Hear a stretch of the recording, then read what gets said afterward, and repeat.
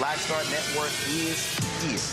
Hold no punches! I'm real revolutionary right now. Support this man, Black Media. He makes sure that our stories are told. Thank you for being the voice of Black America, Roland. Stay black. I love y'all. All momentum we have now, we have to keep this going. The video looks phenomenal. See, there's a difference between Black Star Network and Black-owned media and something like CNN. You can't be Black-owned media and be scared. It's time to be smart. Bring your eyeballs home. You dig?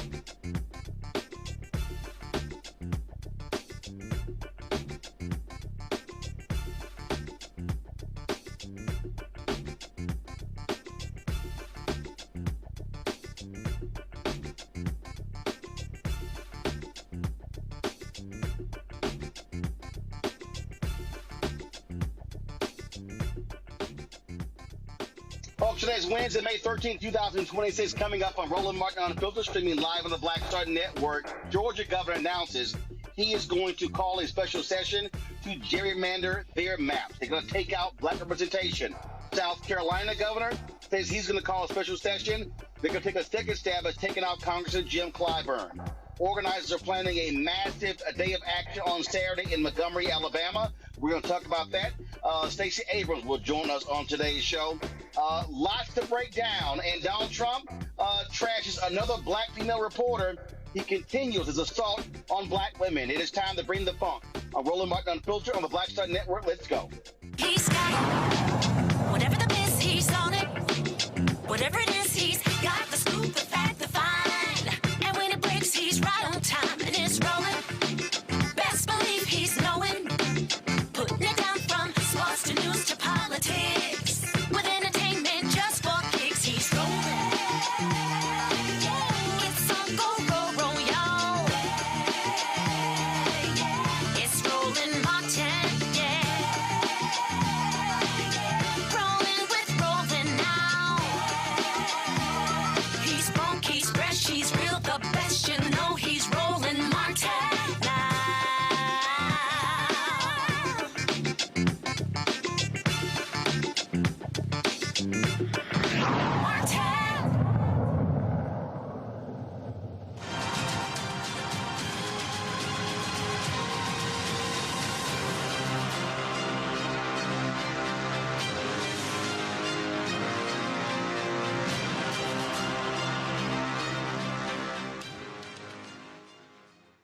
Folks, the war on black America continues from the Republican Party. Today, Georgia Governor Brian Kemp announced that he is going to call a special session on June 17th to redraw their map. So you have 4 African Americans representing the state. One of them recently passed, Congressman David Scott. And so we'll see exactly what's going to happen there. South Carolina governor announced that he's going to call a special session to try to redraw the seat of Congressman Jim Clyburn. An effort failed yesterday when all the Senate Democrats voted against it and 5 Republicans joined them. If they do a special session, it will only require a simple majority of Republicans, and so they have the votes to actually get that done. And so this attack continues, the targeting of black elected officials. Later in this show, we're going to talk to Congressman Marc Veasey of Texas. His district was wiped out in the initial gerrymander. So Texas, he's one of 2 African Americans who will not be returning to Congress. We'll also be talking to Gerald Griggs, who runs the Georgia NAACP, about what's happening in Georgia. And Tennessee Rep. Justin Jones will join us. Republicans there are attacking Democrats, removing them from all committees as a result of them protesting the action to wipe up the congressional seat in Memphis. What we are seeing, as we keep saying, y'all, is a massive attack on black America. And the only response that we can actually have is a massive, massive, massive voter turnout in this country. And so on Saturday, we're going to be in Montgomery talking, first, we're having a massive rally. There are going to be satellite rallies all across the country as well, happening on the same day. This is all about creating the largest black voter mobilization since, to be honest, the election of Obama in 2008. Before that, the 1965 Voting Rights Act. Stacey Abrams, who ran twice for governor of Georgia, was very much involved in voting rights, joins us right now. And Stacey, glad to have you on Roland Martin Unfiltered. We have been framing this as a GOP attack on black America. I have been saying for more than a year, the Republican Party was to completely defund black America. They're targeting every facet, political power. They're targeting nonprofits. They're targeting economics. They're targeting education, health, you name it. And so this year, the Republican Party, what they're doing right now, poses an existential threat to the future of black America. I think you're right. But what I think we have to understand is why. This is about power. This is all about power. We know that in 2046, the United States of America is going to be a majority minority country. And they know that the community that has been the most both at risk and responsible for the advancement of communities of color, for the advancement of the marginalized and the oppressed, has been the Black community. So if you take us out, if you diminish our political power, you eliminate our economic power, you remove our educational opportunities, that gives the authoritarian regime, because that's what this is, it gives them the ability to construct the America they wish they had, as opposed to the America we have helped to build. And so it is absolutely true that they are targeting us intentionally, assiduously, but they are doing it by misunderstanding where we are today. They are using a Jim Crow playbook in a very different era. There are enough of us, especially when we are in coalition with other communities of color and with people of good intention, that we can not only fight back, we can win. You're absolutely right. First of all, what you laid out is really the thesis of my book, White Fear, How the Browning of America is Making White Folks Lose Their Minds. I've been yelling and screaming this since 2009, that what is taking place today was going to happen. But what also has to happen, though, is we've got to be maximizing our vote. What y'all did in Georgia, I mean, I will never forget 2012, the night Obama won. I was waiting to go on CNN. Then Congressman Chris Van Hollen was in the wings. And I said, Senator Van Hollen, I don't understand why y'all are not aggressively trying to mobilize and organize in Texas and Georgia. He said, red states, it's going to be too expensive. I said, no, it's not. You have to do multi-year. He pretty much blew me off. Well, it was in 2012 where y'all didn't wait on national Democrats. Y'all said, hey, we're going to mobilize and organize this state. It showed up in 2020. The investment has to be made. And I dare say right now, Stacey, these white progressives and donors and others, as opposed to, waiting to fund things, for the general election, they've got to be funding a massive voter turnout right now that is akin to what happened in 1965. It cannot be wait for the fall. This has to be taking place as we speak. Absolutely. And I'm going to add one number or one date.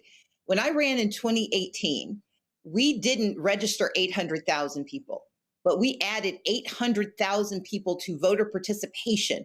In 2014, Jason Carter, who was the candidate, ran a great campaign, turned out 1.1 million Democrats. When I ran in 2018, we turned out 1.9 million Democrats. We tripled Latino turnout, tripled Asian American turnout, increased Black participation by 40%, increased youth participation, and we held an increased white voter turnout.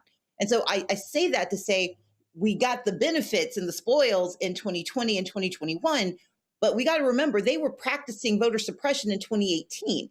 I am not saying, before people start flagging their hands, I am not saying I won in 2018, but I am saying that we saw a dramatic transformation in our electorate without national investment. It was not a presidential year investment that changed the demographic voting patterns in Georgia. It was a midterm election in 2018. We added 100,000 people. And if we could do that in Georgia without that national intention, we can do that everywhere in 2026 and 2028.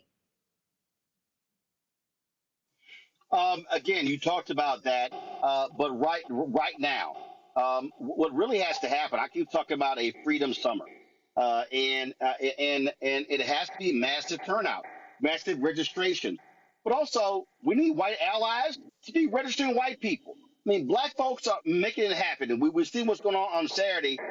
This needs to be happening. Latinos are criticizing Puerto Ricans and others in Florida are criticizing what Ron DeSantis did to them. Well, I'm like, well, guess what? Y'all going to be organizing and mobilizing your community as well. This is all hands on deck. Yeah, it's all hands on deck. But the reason I wanted to emphasize is that we keep thinking that we've got to wait for a presidential election to win. And I think you're right. This is an all hands on deck moment. And the reason I lifted up 2018 is that we've done it before. We came very close. We came within 54,000 votes of winning the governor's race. We flipped 14 House seats under Republican drawn maps. They gave themselves those seats and we took them back. And so I want us to understand that this isn't about 20 years ago or 30 years ago. This was 8 years ago. We know how to do this. And you're absolutely right. We need the investment, but we also have to connect the dots. Since 2018, we've gone through COVID. We've gone through inflation. We are now heading into recession, possibly. We're in another war. And what we have to do in order to mobilize those voters is not just say, vote because we need you to vote. It's vote because your life depends on it. But then we got to connect the dots. We've got to explain why healthcare is broken, especially in the South. We've got to explain why housing is a problem in the South. We've got to explain why education is under assault. We have to do the work. This Freedom Summer and Freedom Fall has to be about showing people the freedom that democracy guarantees, but only if we seize that power. They are playing for power. We've got to play for power too. Absolutely. Initially, Governor Brian Kemp was going to sit out this gerrymandering. Not today. He announced he's calling a special session on June 17th. Yesterday, people thought that Congressman Jim Clyburn was safe. When the Senate voted it down to gerrymander, the governor's calling a special session.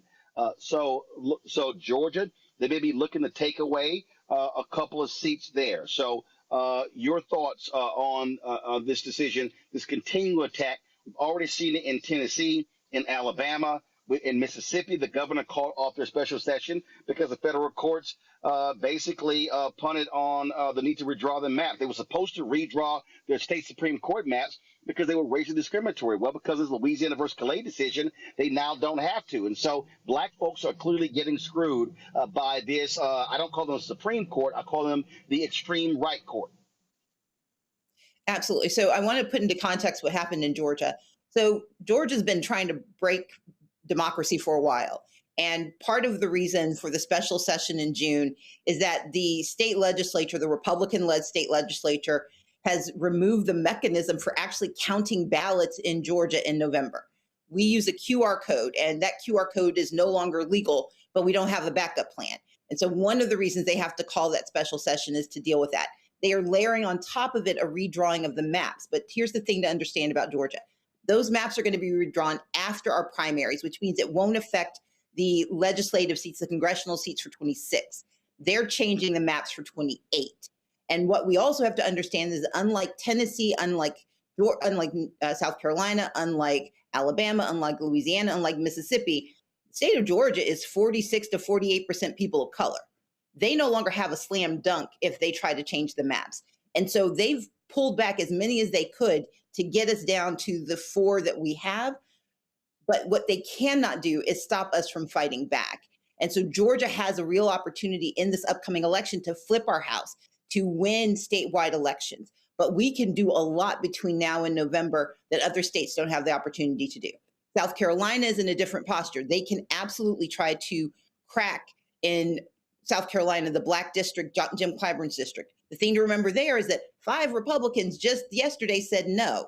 McMaster may try to do it again, but what those folks are looking at is not what happened in Indiana alone, because they're worried that they're going to get treated like Indiana. They're also worried about the fact that they can count. In order to crack Jim Clyburn's district, you got to put those people somewhere, and they're deeply concerned that their districts will be in jeopardy. But what we can do with all of this, Roland, is remember that they are clearly afraid, which is why they are moving with such speed. You are absolutely right. We have to be at the ballot box, but we also have to be at the courts. I was in Nashville the day they did the first hearings on that map and then passed them that Thursday. The lawsuit got filed the next moment. So we've got to support those lawsuits. We've got to make certain we're connecting the dots for community members. We've got to use every civic organization we have, churches, the Divine Nine, everyone who has a conversation has to have those conversations. But then the last thing you said is critically important. This is a coalition moment. We are 15% of the population, but we are 100% of the target. And so we need friends. We need to be in coalition with Black, brown, white, every community that is of interest, that believes in democracy. Because we got to remember, this isn't about a horse race anymore, Democrats versus Republicans. This is about whether we're going to have authoritarianism that seizes our power or democracy that means we share our power. And as long as we play a horse race game, we're going to lose. But when we start running that marathon to save democracy, that's when we win. Last question for you. One of the things that I keep saying is that we have to inform, enlighten, educate folks of what's going on. To your point, here are the issues and walk them through. I also have been saying that in every one of these southern states, in every city, somewhere there should be a citizenship training event happening every single week. It has to be consistent. It can't just be speeches. It has to be literal training as well. June 12th and June 13th, y'all pull up in the control room. Bishop William Barber and I having a virtual training. We've already signed up more than 1,000 people. who want to get trained into organizing and mobilizing.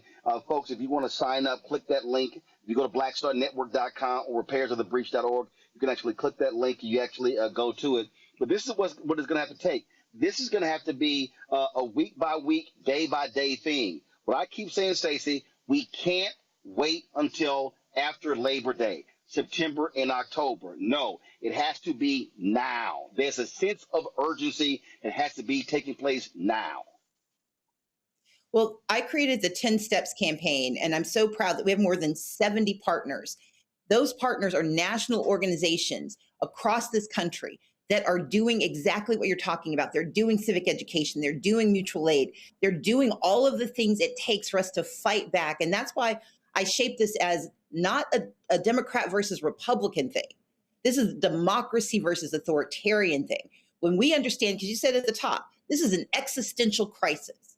Do we have a democracy where we have shared power, where we have our individual freedoms, and where there is accountability? Or do we live under an authoritarian regime where they have seized all the power, concentrated it, taken our freedoms, and refuse accountability? And so the 10 Steps campaign, if you go to 10stepscampaign.org, that's where you can find who's operating and where you live.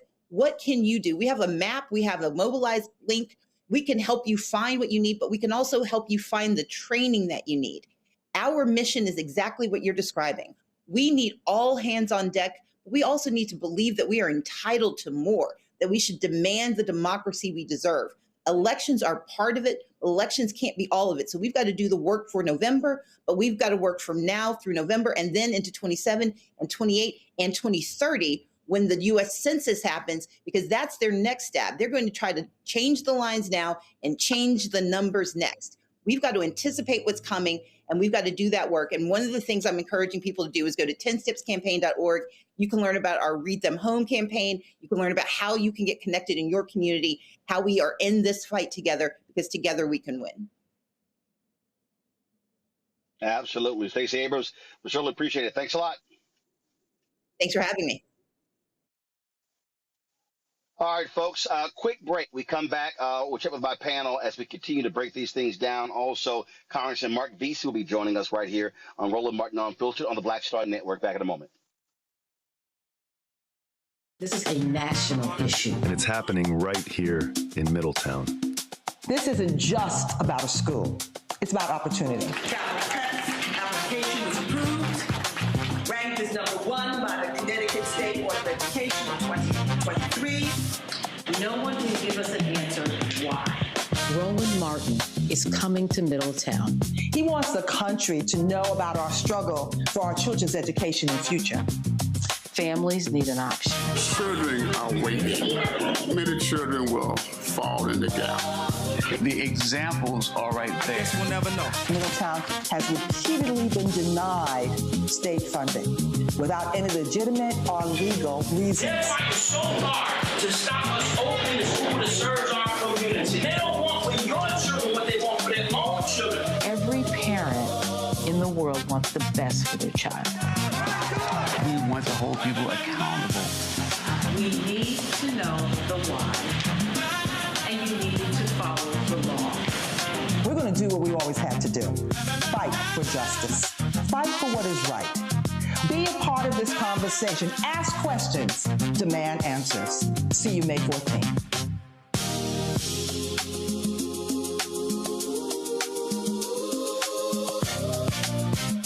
Been trying to erase black political power since Reconstruction. Now the Supreme Court is helping them finish the job. First came Shelby County versus Holder in 2013, the ruling that gutted the Voting Rights Act. Then came Brnovich in 2021, another ruling, another piece torn away. Now comes Calais, the case civil rights leaders warned could cripple the last major federal protection against racial vote dilution. And within days, Tennessee eliminated its only majority black congressional district. Louisiana, South Carolina, Alabama. The same strategy is spreading across the South. The old Jim Crow used poll taxes and literacy tests. The new Jim Crow uses gerrymandered maps, voter roll purges, polling place closures, and court rulings that make black communities politically invisible. But this story doesn't end in a courtroom. It moves to Selma. May 16th is a national day of action. Faith leaders will gather at the Edmund Pettus Bridge at 9 a.m. A mass rally follows at the Alabama State Capitol from 1 to 5 p.m. 1965 was Freedom Summer. This is Freedom Summer 2.0 because they are still trying to erase black political power, and we will not bow.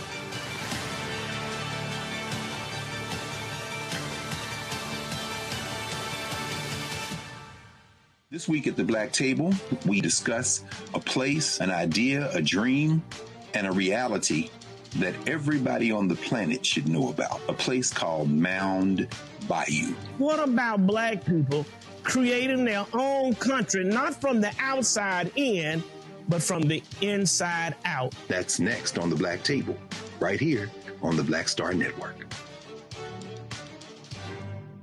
On a next, A Balanced Life with me, Dr. Jackie, a relationship that we have to have. We're often afraid of it and don't like to talk about it. That's right, we're talking about our relationship with money. And here's the thing, our relationship with money oftentimes determines whether we have it or not. Balancing your relationship with your pocketbook, that's next on A Balanced Life with me, Dr. Jackie, here at Black Star Network. With medicine and science under attack, I want to keep you and your family informed and healthy. I'm Dr. Ebony Hilton, and I knew at the age of 8 that I wanted to be a doctor. So I studied hard and became the first African-American female anesthesiologist hired at the Medical University of South Carolina since its opening in 1824. And I always say I was made into a doctor, but I was born to be a mom. And as a new mom, wife, sister, daughter, and friend, I understand how frightening a medical crisis can be. I care for individuals on some of the worst days of their lives, and it's my mission to provide you with a safe space to gain clarity on issues affecting your mind, body, and soul. I recognize that there are health disparities, particularly as it pertains to race, and I want to help bridge the gap between you and your healthcare providers. Join me every Thursday for Second Opinion on the Black Star Network, where each week I'll invite experts from various medical fields to share the latest health news. We'll discuss topics such as the vaccine debate, mental and sexual health, medical bias, infertility, menopause, andropause, nutrition, and aging. Together with my medical colleagues, we aim to provide you with a second opinion. Don't miss it, Thursdays only on the Black Star Network. Hi, I'm Swain Cash, Basketball Hall of Famer, and you're watching Black Star Network.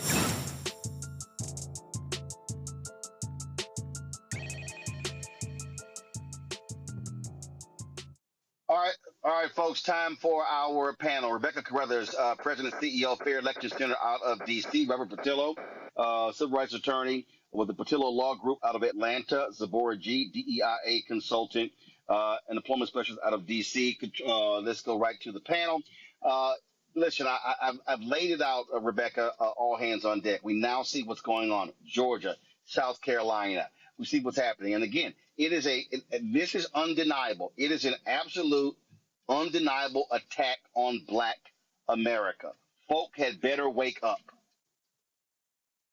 You know, I think it's very important for your viewers to understand the full ramifications post a Calais world. So right now, you hear us talking about congressional maps. You also hear Governor Kemp say, hey, we're going to redraw these congressional maps ahead of 2028, but also we're going to redraw state house seats as well. So that's both the state house and the state senate. But guess what? As a result of Calais, they can also go down to the county level. They can redraw county commission seats. They can redraw school board seats, city council seats. If you have utility districts, they can redraw those seats as well. And there are majority Black seats, majority minority seats, or seats that have at least 35-40% Black folks in that district, which means that's enough of a tipping point to actually have a person of color representing you in that seat. So people just need to understand and buckle up that we're in for the long haul here, because what we're seeing, especially across the South,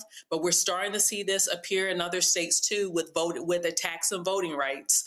For instance, in New Hampshire and Utah and South Dakota, recently they just passed some new changes that impact starting in these elections and then going into 2027. So we see an attack on redistricting, but we also see an attack on what it takes to register to vote. And we also see an attack on what it takes to stay registered to vote. So people need to understand that this is a full front assault on all sides when it comes to accessing the ballot box in this country.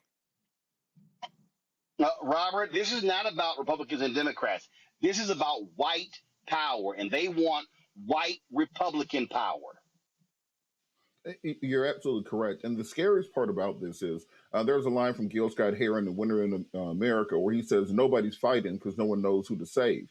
You have many people who are so discouraged by our electoral system, who have been so downtrodden by what they feel is being two political parties that do nothing to them, that as we saw in the last election, many people have just checked out of the political system. And now the apocalypse that we have been warning about for the last several decades is right here on the doorstep. And it seems that people aren't even motivated. And this just falls into the daily chaos that has been the current administration. People cannot become complacent. We cannot think this is just another passing story of the week. This is 60 years of the making. They have been wanting to overturn these laws for decades, for generations, and now they have that power. We've seen them chipping away at it. Now they've taken the full hatchet to it. And we have to get ourselves together and help people to understand that if you remove Black folks from Congress, let's just say, just take it at that simplest level. If you just take Black representation and cut it in half in Congress, well, the next time there's a question about police brutality, that bill isn't even making it to the floor for debate, let alone for a vote. And we're talking about Black maternal health. You can push that out the window. And nobody can be worried about that. There's no one in the room to talk about it. You want to talk about the unemployment rate in Black communities and diversity, equity, and inclusion programs. Those are all going to be gone for generations to come. We're talking about the resegregation of America. We're talking about setting Black America back a century, essentially. We're talking about forgetting all the things that our ancestors passed down to us and simply throwing it out the window without even putting up a fight. And I think that's the biggest issue for me. I need to see people fighting the way that this fight needs to be fought, because the other side is energized. The other side, they may have their little civil wars, their little discussions,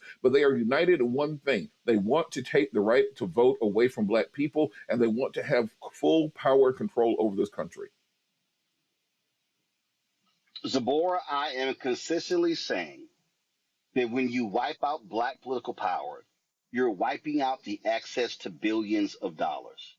And if you have white conservative Republicans in these seats, they are not going to be looking out for the interests of Black people, Black communities, Black neighborhoods. And so we're about to see a massive shift in resources, and folk had better wake up to realize what is happening. It is before our very eyes. We are already seeing the massive cut in resources. We're looking at budgets being cut. We're looking at students that are in grad school about to lose Graduate Plus loans coming up in July. We're changing professions that have been professional programs that are taking a lot of time and a lot of work. We're seeing the attack not only in our voting, but we're seeing the attack in our education of our Black individuals. And if these things weren't important, why are they attacking them so much? We have to remember what Fannie Lou Hamer said: nobody is free until everybody free. And this voting isn't a preference. It's not something that is just something that we're doing for fun. Right now, people really have to understand that this is life or death. This is the future of your children, your children's children. And if you do nothing right now, what does that look like for them? What does that look like for their education? Things have been given to our generation just way too easy, where we have access to school. And even if it hasn't been fair or just, we've had access to it because of Pell Grants, because of all of these other resources. And we are losing these resources. And if we don't get up and vote, if we don't get off our butts and really get out there and get community oriented and understand that even if you are rich or you have all of the resources you need, there's somebody that does not have those resources, and we have to fight for them. Too many people throughout our history have fought for us to have these rights, and we have to go take water to the polls, be someone's transportation. We have two hands. Take one person in this hand and one person in this hand, and you make sure you're not just taking yourself to the polls, but you're getting your family, your cousins, your brother, your sister, them, and everybody getting out there and they're voting. and they are aware. We got to educate each other. We're waiting for someone to come in our communities and educate us and change things for us. But if you're saying you're not being heard, but you're not voting where your voice is able to be heard, what are we doing? We can't keep screaming at social media and screaming at TikTok, saying we don't like the way things are going, but we're not showing up in the primaries. We're not showing up in these local elections. We don't know what's going on. You don't have the right or you can't keep saying what you don't know when you can go find out everything else. You can get on ChatGPT and find out everything else. We got to get out there and we got to do something. This is time to get off our butts and really get in the community and make some differences. Rebecca, if people want to keep just sitting here yelling tangibles, which, let's be real clear, those of us who understand politics have always talked about presenting our issues and having an agenda. So this notion that never existed before is nonsensical. But the reality is this here. You are guaranteed not to receive anything if there are people who don't look like you in there. And let's be real clear. And I've been seeing, a number of these little black conservatives hop up on Instagram and do all their posting and talking all these stories about, black, how great Republican Party is. Let's be clear. They have a significant anti-black agenda. It is an anti-black agenda. Roland, I would say right now, the ultimate tangible in this country is actually being a first-class citizen.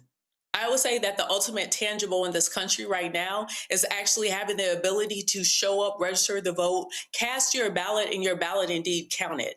I think a tangible in this country is the ability for you to be able to afford to have proper housing, to have access to health care.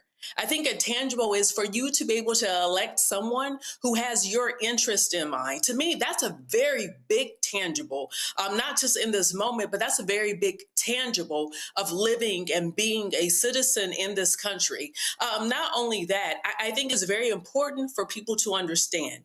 When the Republican Party was responsive to Black folks' needs, guess what?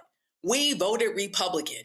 When the Republican Party stopped being responsive to Black folks' need, we start voting for the party that was responsive to Black folks' needs in this country. People have to understand that for Black people in this country, we have been extremely pragmatic over the centuries.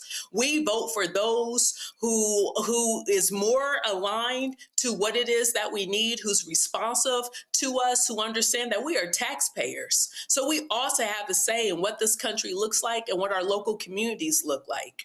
So this isn't about Republican. This is not about Democrat. This is not even about progressive versus conservatism. This is whether or not I get to be a full-class citizen, a first-class citizen in this country or not. Absolutely. And it is going to take folks going everywhere, Robert. I mean, going everywhere, hitting every facet of Black America. That is what is going to take, and no one can be left out. And again, it has to be constant. It has to be consistent. It has to be every single day.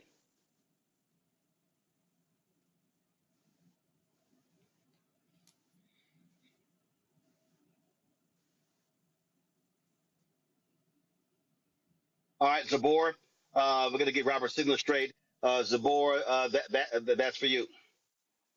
Yeah, definitely. I think that we're looking at all of these seats and our representation being took away. If you have no Black people in the room, how do our interests be represented? So when you say I'm not showing up to vote, and I'm from Houston, we had so many people not show up to vote in these last few elections. When you say you're not showing up to vote and you're looking at them taking the seats away, we had Sheila Jackson Lee's seat forever, and now who knows what we're going to have with all of this remapping and how they're spreading these seats out in Tennessee. So representation matters. When you are not represented, your voice is not in the room. And so once again, I stand on, we got to do something. We cannot do this like We've been doing it. We can't keep sitting down. We can't keep looking at Texas and Louisiana are making headway and spreading their ideology throughout the rest of the U.S. And all of these southern states are where it's concentrated that they are still in our power. You know, they don't. We have 12% of Black people being represented in Congress already. So if you take away that representation that's already very minimal, what does that look like for us? What does that look like for our kids? Do we see what's going on with the Department of Education? Do we see what's going on with the enforcement of disability rights? And these things are impacting every area of our life. And if we are not careful, we're going to lose, and we're going to wake up and not be able to say that we did anything about it. Robert, having numbers mean nothing if you do not use your numbers.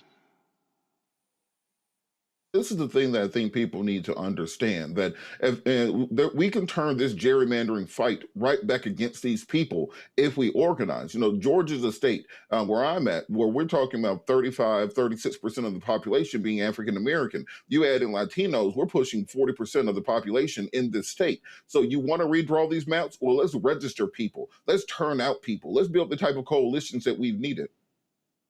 Yeah, we need to make sure that when folks are standing up, when folks are fighting, that they understand exactly what these battle lines are, that we aren't simply dealing with this imperial presidency that gets to do whatever they want. We're not dealing with a pontiff or a potentate, that we get to fight back. And guess what? If we take back the House in this November's election, then we get to have oversight hearings. We get to actually find out what they've been doing with all of our money. And we get to set up for the 2028 election. And we get to make these demands going into 2028. We get to let the Democratic Party know, well, look, if we're saving your tails this time, then I want a Project 2025 style agenda when we walk in that door on day one. We want everything that has ever been on our wish list, because MAGA got everything that was on their wish list. So Donald Trump can do that for his base and for the people behind him. We are expecting the same thing going forward, but it's a fight that we can win. As Reverend Jackson would say, we've never won a fight that we didn't fight. We've never lost a fight that we did. So it's time to get out there and fight if we're going to go forward. Absolutely. All right, folks, got to go to a break. We come back more on Roland Martin Unfiltered. We'll be joined by Congressman Marc Veasey on the show. Also, we'll talk with the leader of the NAACP in Georgia about what Brian Kemp is trying to do there. You're watching Roland Martin Unfiltered right here on the Black Star Network. Back in a moment. This is a national issue. And it's happening right here in Middletown. This isn't just about a school. It's about opportunity. Application was approved. Ranked as #1 by the Connecticut State Board of Education in 2023. No one can give us an answer why. Roland Martin is coming to Middletown. He wants the country to know about our struggle for our children's education and future. Families need an option. Children are waiting. Many children will fall in the gap. The examples are right there. We'll never know. Middletown has repeatedly been denied state funding without any legitimate or legal reasons. They're trying so hard to stop us opening the school that serves our community. They don't want for your children what they want for their own children. Every parent in the world wants the best for their child. We want to hold people accountable. We need to know the why, and you need to follow the law. We're going to do what we always have to do. Fight for justice. Fight for what is right. Be a part of this conversation. Ask questions. Demand answers. See you May 14th.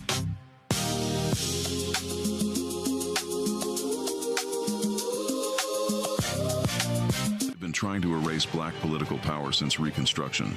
Now the Supreme Court is helping them finish the job. First came Shelby County versus Holder in 2013, the ruling that gutted the Voting Rights Act. Then came Brnovich in 2021, another ruling, another piece torn away. Now comes Calais, the case civil rights leaders warned could cripple the last major federal protection against racial vote dilution, and within days, Tennessee eliminated its only majority black congressional district. Louisiana, South Carolina, Alabama. The same strategy is spreading across the South. The old Jim Crow used poll taxes and literacy tests. The new Jim Crow uses gerrymandered maps, voter roll purges, polling place closures, and court rulings that make black communities politically invisible. But this story doesn't end in a courtroom. It moves to Selma. May 16th is a national day of action. Faith leaders will gather at the Edmund Pettus Bridge at 9 a.m. A mass rally follows at the Alabama State Capitol from 1 to 5 p.m. 1965 was Freedom Summer. This is Freedom Summer 2.0 because they are still trying to erase black political power, and we will not bow.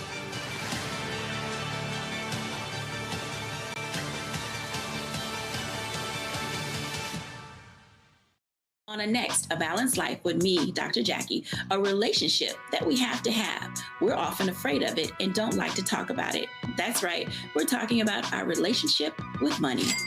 And here's the thing, our relationship with money oftentimes determines whether we have it or not. Balancing your relationship with your pocketbook, that's next on A Balanced Life with me, Dr. Jackie, here at Black Star Network.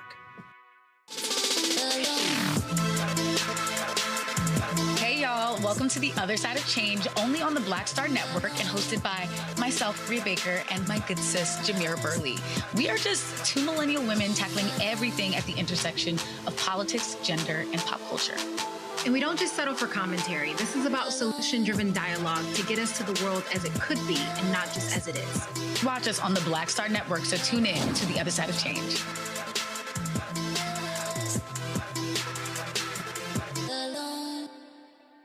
This week at the Black Table, we discuss a place, an idea, a dream, and a reality that everybody on the planet should know about. A place called Mound Bayou. What about black people creating their own country, not from the outside in, but from the inside out? That's next on the Black Table, right here on the Black Star Network. I'm Brittany Noble, Midwest-born, HBCU educated with experience in newsrooms across the country. Well, I've teamed up with Roland Martin to bring to you The Breakdown. This isn't just news. It's our stories, our voice, our community.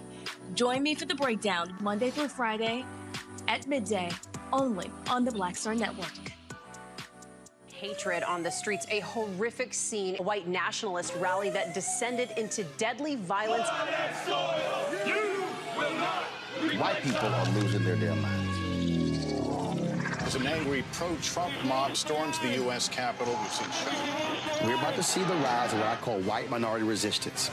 We have seen white folks in this country who simply cannot tolerate black folks voting. I think what we're seeing is the inevitable result of violent denial. This is part of American history. Every time that people of color have made progress, whether real or symbolic, there has been what Carol Anderson at Emory University calls white rage as a backlash. This is the rise of the Proud Boys and the Boogaloo Boys. America, there's going to be more of this. Here's all the Proud Boys, guys. This country is getting increasingly racist in its behaviors and its attitudes because of the fear of white people. The fear that they're taking our jobs, they're taking our resources, they're taking our women. This is white fear.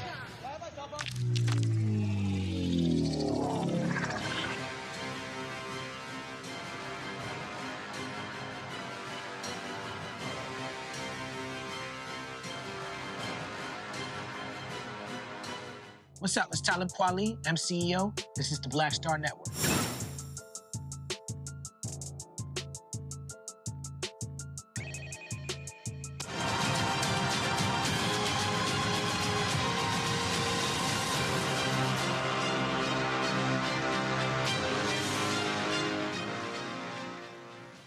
Folks, as I said earlier, Governor Brian Kemp of Georgia is calling a special session on June 17th to change their maps. Now, they won't go into effect until 2028. Georgia has a primary taking place on Tuesday, but when it comes to those two Supreme Court races, that's all for all the marbles. We've had both of those Democratic candidates on, and so we'll talk more about that, give you their names in a little bit. But again, what Brian Kemp is trying to do, now he's already signed into law a change that made various races in county races like DA nonpartisan because that they have been afraid of losing.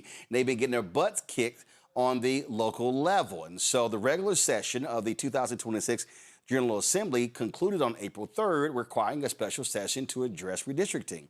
According to Kemp's proclamation, lawmakers will have two specific purposes during the special session. The first is to consider enacting, revising, repealing, or amending a state law regarding the division of Georgia into appropriate districts for the state Senate, state House of Representatives, U.S. House of Representatives, or any other state office elected by any district. Any changes made will take effect for 2028. The second purpose, to address challenges arising from the July 1st effective date of modifications to the state election code enacted under 2024 Georgia law. To talk about this is Gerald Griggs, the president of the Georgia State NAACP. Gerald, glad to have you here. So walk us through, how do you see this? How do you see what's going on here? In addition, of course, Kemp, like I said, just signing this this bill making certain elections nonpartisan in 5 major metro Atlanta counties. Now, not the whole state, just those 5 counties. So what you have here is a continued power grab by the governor in signing that bill, which specifically targeted 5 metro Atlanta counties in certain races like DA races and other races, to be able to remove the partisan envelope from those races. They were DA races, county commissioners, tax commissioners, and other local offices. Again, predominantly black counties, Fulton, DeKalb, Gwinnett, Cobb, Clayton counties, making them nonpartisan because they've been getting their asses kicked by having it D versus R.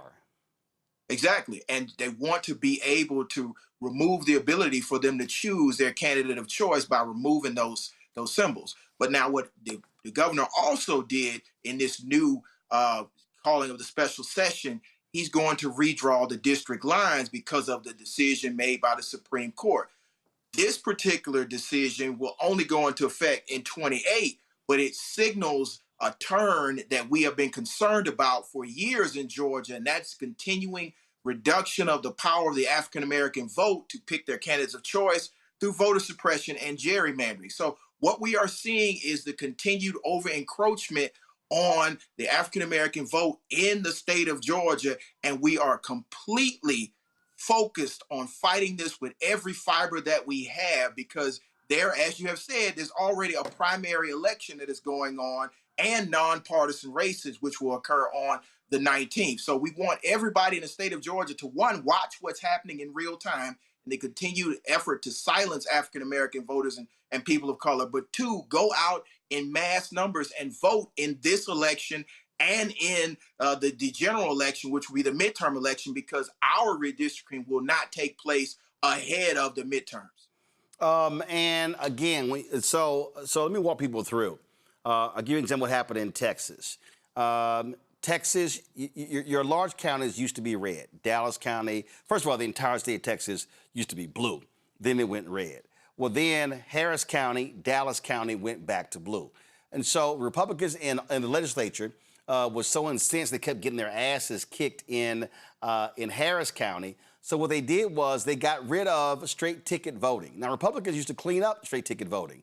Well, then Democrats figured out how to mobilize and organize around that. So then they got rid of straight ticket voting. The last time you had straight ticket voting in Texas was 2018. This is what Republicans do. They are constantly trying to change the law to rig elections to make it easier for them to win, because they cannot win in places where you have to make an argument to the voters why you're the best. And so what they want to do in this case, by this law he just signed, they want folks not running under a D or an R banner. And so to be able to say, oh, no, let's sort of cloud who's running. Now, when you talk about redrawing these lines, they want to sit here and wipe out black political power on the state level with state reps, state senators, and it can go all the way down. This is why I keep saying to black folks in rural Georgia, in those 5 populous counties, you better understand the game at play, because this is about white, conservative, Republican power. Absolutely. And it's about the growing diversity that's happening in the state of Georgia, and wanting to silence the voices of that diversity. In those 5 counties, we had an unprecedented turnout to elect 5 female black district attorneys, as well as other elected officials. And so that's why they're targeted them with specificity. And then when we talk about the redistricting, we continue to see the diversification growing in the Black Belt down below Macon, as well as the metro Atlanta counties. Now you're seeing more and more counties taken over by African Americans and people of color. And so they are targeting them to make sure that on the congressional level, that they silence those voices. But he's gone a bit further in redrawing district lines for state Senate as well as state House, which we haven't seen in the other redistricting battles. It was simply the congressional district. So our governor is going a step and beyond to redraw the lines, and he's used to doing this. He's the same governor when he was a Secretary of State. He presided over his own election, and we saw how that turned out. So they are resetting the rules, replaying the game, and slanting the game away from the continued growing of African American minority voting power in the state of Georgia. Absolutely. Questions from our panel. Zabor, you first. So I guess my question would be, we see all of the things that's going on, but what would you say to the young person that is just feeling overwhelmed with everything that's going on and they don't feel that their vote counts in those areas? And how do we get them from just complaining about it to really getting active in the communities and seeing how they really are affected and do something, give them some tips on how they can change, really impact change? Well, I think we have to educate them on the power of their vote. If your vote didn't have power, they wouldn't be trying so hard to disenfranchise you.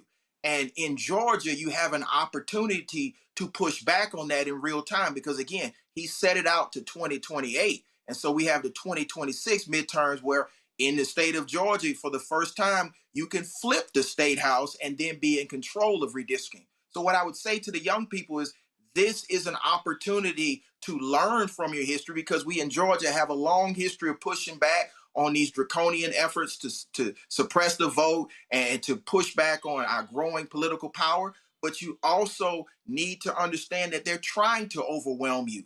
So you don't allow that spirit of fear to come in. You focus, mobilize, and use the spirit of your ancestors in this state to push back. And it starts with the primary election that's happening right now. Early voting is still going on right now. Rebecca? Yep, since the last time we've had a federal election, Georgia has criminalized certain aspects of how we organize. One of the ways that they have criminalized is how we support people who are waiting in those hours-long lines. Another way that has been criminalized is how we gather in the streets.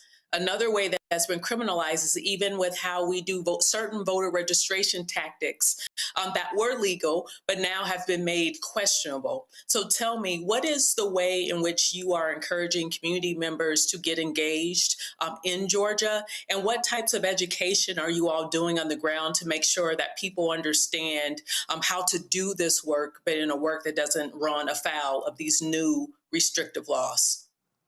And thank you for that question. It's important. So you're talking about Senate Bill SB 202, which we are currently in litigation right now for that bill. But what I would simply tell people is for the line warming provision, move it back 50 feet and make sure that you are not providing food or substance for somebody to actually vote a certain way, but you are providing comfort for them. So you move it back a few feet. And what we simply say as far as organizers are concerned, make sure that you're in direct contact with our legal defense team, the NAACP LDF, or the Lawyers Committee on Civil Rights, or your local civil rights activists so you can know what your rights are under the new election code while it's still under litigation. And most importantly, what I would tell individuals is you need to be a part of an organization that's been doing this for decades so that you can understand how the changing terrain will change our tactics. We need to organize, we need to be ready to mobilize, and we need to be strategic in how you deal with these new attempts to suppress the vote. But what I would simply say to those organizers is we have to be steadfast in our use of our tactics, but we do have to revolutionize them. Every time that we are successful, we expect them to try to change the law, and we have to be one step ahead of them. That's why you always stay engaged with your local civil rights attorneys, and you make sure you understand the new code and what you can and cannot do. Robert? Hey, Gerald, how are you doing? Hey, One brother, of the things I think we both Yeah, I'm doing great. I think one thing both of us have seen just on the ground here in Georgia is that it seems like every time we start making progress, every time we start actually moving the ball forward, over the 20 plus years both of us have been in this, that the Republicans always seem to be able to, when they get back into power, unite and make a concentrated effort on attacking the vote. Whether that be the first voter ID bill way back over 20-something years ago, whether that is redistricting, how do we make sure we're getting ahead of these issues going forward so that we're not caught on our back foot where we're always seemingly fighting back against these things, but when we actually have power, when we actually have majorities, that we can push forward the type of legislation that's necessary to prevent these things and head them off before they take place? I think in Georgia, we're at a particular crossroads here because we probably will see with the results of the midterm election in 26 to take over the state house. And once we take over the state house, we got to pass the John Lewis Voter Advancement Act, which would allow from the Georgia Constitution more power to protect voting on the state level. So I think that's first. I think secondly, we have to make sure that we elect individuals that have a backbone and that have imagination to understand that there's always going to be a direct attack when there's any progress, and we have to prevent that direct attack by being preemptive instead of reactive. And I think third, we have to summon the courage of our ancestors to return to the old strategy of mass meetings. It's incumbent upon us to organize digitally and to talk about these things, but we got to get together around the table in our churches, in our community centers, and plan so that we can be ready to mobilize at a moment's notice. And I think that's one of the things that the state conference of the NAACP has already launched. We already have our GOTV that's already running strong. So we're going to make sure that there's record turnout in Georgia. There's already been over 500,000 have already early voted. But we need to make sure we get back to the basics. And the basics are the mass meetings so people can understand what's happening in real time and be ready to mobilize. All right, then. Gerald Griggs, we appreciate it, man. Thanks a lot. Thank you. Folks, joining us right now is Texas Congressman Marc Veasey. Glad to have you on the show. We have been looking at, all of this stuff started there in Texas when Donald Trump told Republican MAGA Governor Greg Abbott, I won 5 seats, and then they responded. Now we're seeing with this Louisiana versus Calais decision, the Supreme Court is doing the bidding of, I call it the extreme court, doing the bidding of these Republicans. And so we see what has happened in Mississippi, in Alabama, in Tennessee. South Carolina's about to move. We're talking about Georgia as well. North Carolina had already gerrymandered. And so, what are you hearing from your CBC colleagues about this attack on black political power? Yeah, obviously that is the number one topic right now in the CBC is like, what are we going to be able to do? What does the future of the CBC look like because of everything that we're seeing from these Southern legislatures? I will tell you that when I saw what was happening in Texas and how easily the Republicans in Texas went along with this and how easily Greg Abbott went along with it, I was not surprised that he moved to other parts of the South. Many of us have been warning that it was probably going to happen all along, particularly in light of the Calais case, when no one knew at that time when it was going to be determined. But it was always a concern, always a fear. And again, I'm not surprised, and we have to be ready to fight back, and we need to fight back with whatever means we have. One of the things that I've been talking about, and Roland, I know that you're an A&M fan. I'm a big sports fan. I've been telling people, we as fans, we have to stop watching these games. We cannot continue to let them exploit our children and make them billions and billions of dollars while they take our voting rights away. And it's not just the voting rights. It's everything that has been happening in southern states, particularly at universities, whether it was the firing of Dr. McElroy at A&M, whether it's the gutting of DEI programs, the elimination of teaching critical race theory at universities and not allowing real Black history to be taught at Southern universities. It's a whole laundry list of bullshit that they're doing in Southern states. And we need to fight back with whatever we have. And I think right now, sports is one of the things that we have. No, I'll be honest. I think what also has to happen, I would love for these parents of a lot of these top recruits to say, no, thank you. We're not going to send our kids to any of these SEC schools. And that means that if you are Texas and Texas A&M, if you are Alabama and Auburn, if you are Mississippi State and Ole Miss, if you're Tennessee, if you are Georgia, if you are the University of Florida, saying thanks but no thanks. Now, there are people out there who are saying, well, I think this is unfair to ask these black kids to do this. No, that's not what it's about. It's about knowing full well that the individuals, especially at these state schools, they're being led by these MAGA Republican governors, these MAGA Republican state reps and state senators.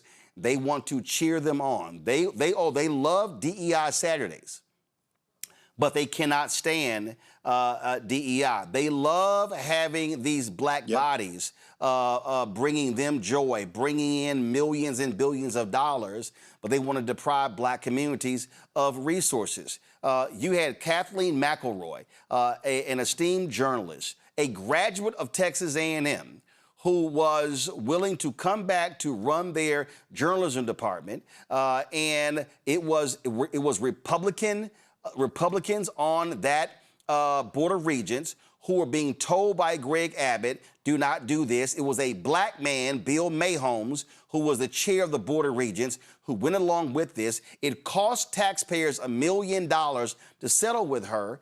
And I said then, top black recruits do not come to Texas A&M. And so we know when black athletes stand up. When you had that brother, matter of fact, let me pull his name up. It happened in Mississippi.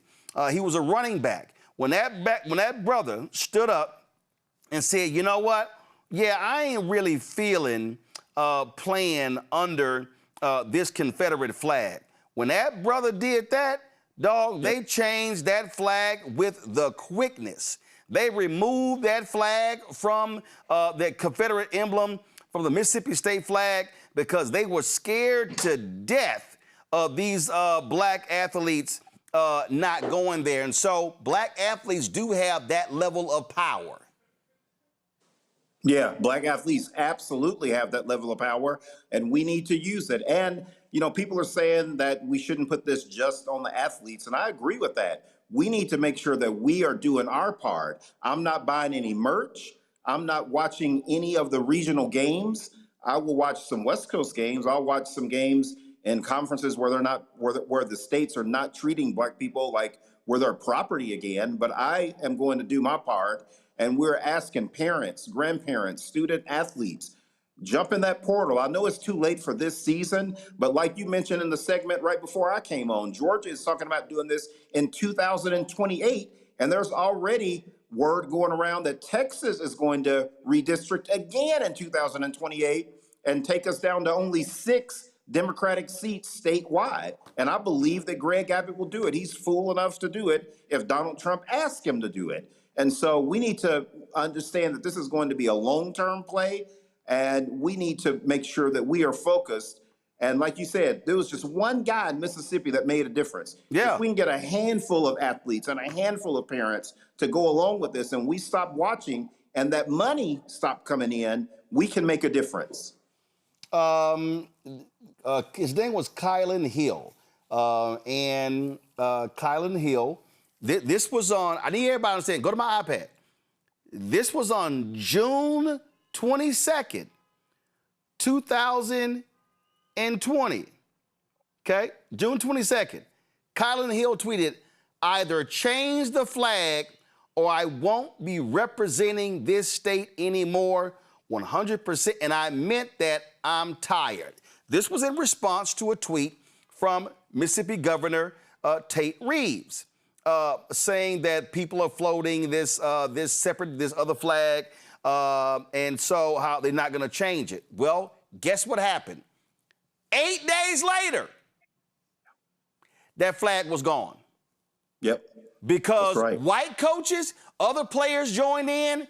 White coaches went to them and said, "Hey, man, listen, we went to lose some black ball players." So y'all gonna have to sit here and do something. That's right. That same Tate Reeves, that racist Tate Reeves, yep. On June 30th, signed a bill into law. That's how fast it moved.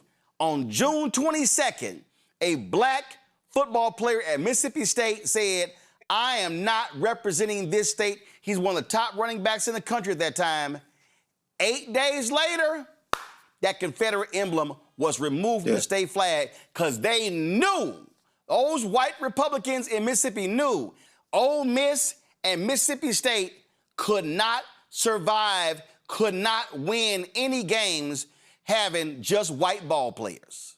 Yeah, that's right. And Roland, there's even a more recent example. And I hate that I cannot think of her name right now. LSU basketball player. She's in the WNBA now. The same governor that's signing this racist map into law in Louisiana right now, Governor Landry. He said he was one to put a Charlie Kirk statue up at LSU, and she went on Twitter and called his ass out on it and said, bullshit, you will not put up a Charlie Kirk statue. And the Charlie Kirk statue is still not up. They were going to put it right by the Mike the Tiger mascot that they have there. And so these athletes, if they use their voice, they can make a big difference, and we can start to finally work on resetting some of this, because the damage that the Republicans are doing in these states are going to affect us, and not just on the federal level, as the previous guests you had on pointed out, state legislative seats, county commissioner seats, city council seats. This is going to impact us for a long time if we do not act now. Yeah, that was Flau'jae Johnson, and what she did was she quote tweeted.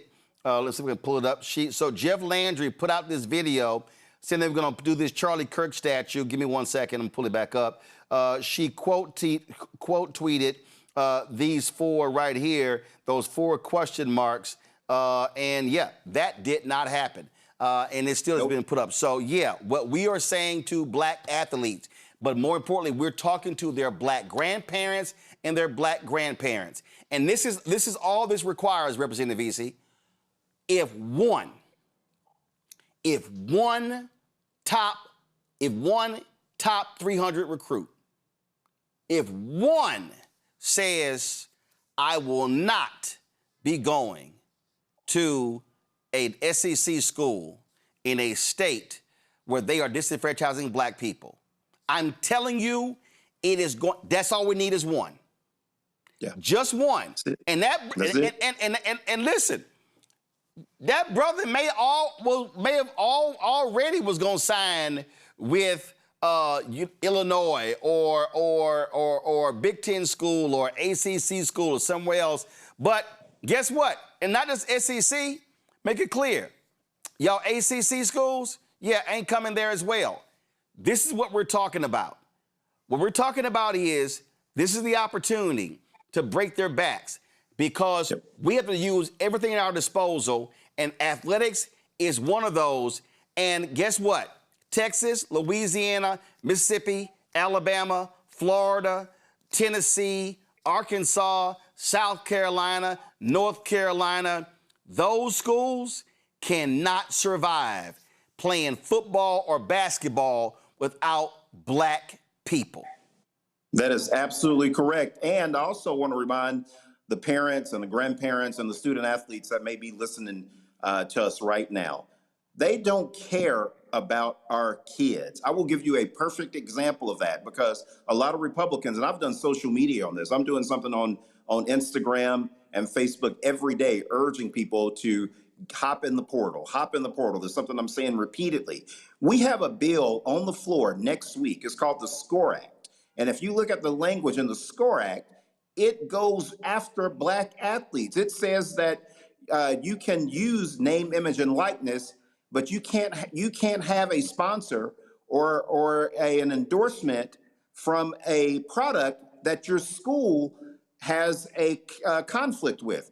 So if you go to TCU and TCU is with Nike, you can't sign a contract with Adidas. That means you can't leverage your name, image, and likeness. That is the bill that Republicans have on the House floor, and it is coming out of LSU. Everyone knows it is Steve Scalise, because he's on Energy and Commerce Committee with me, and it is their bill. It is a bill that's coming from LSU. But so but here's the deal. You also, to be honest and listen, I want to add something. You also got some Black Caucus members who are sponsors on that. Shamari Figures in Alabama.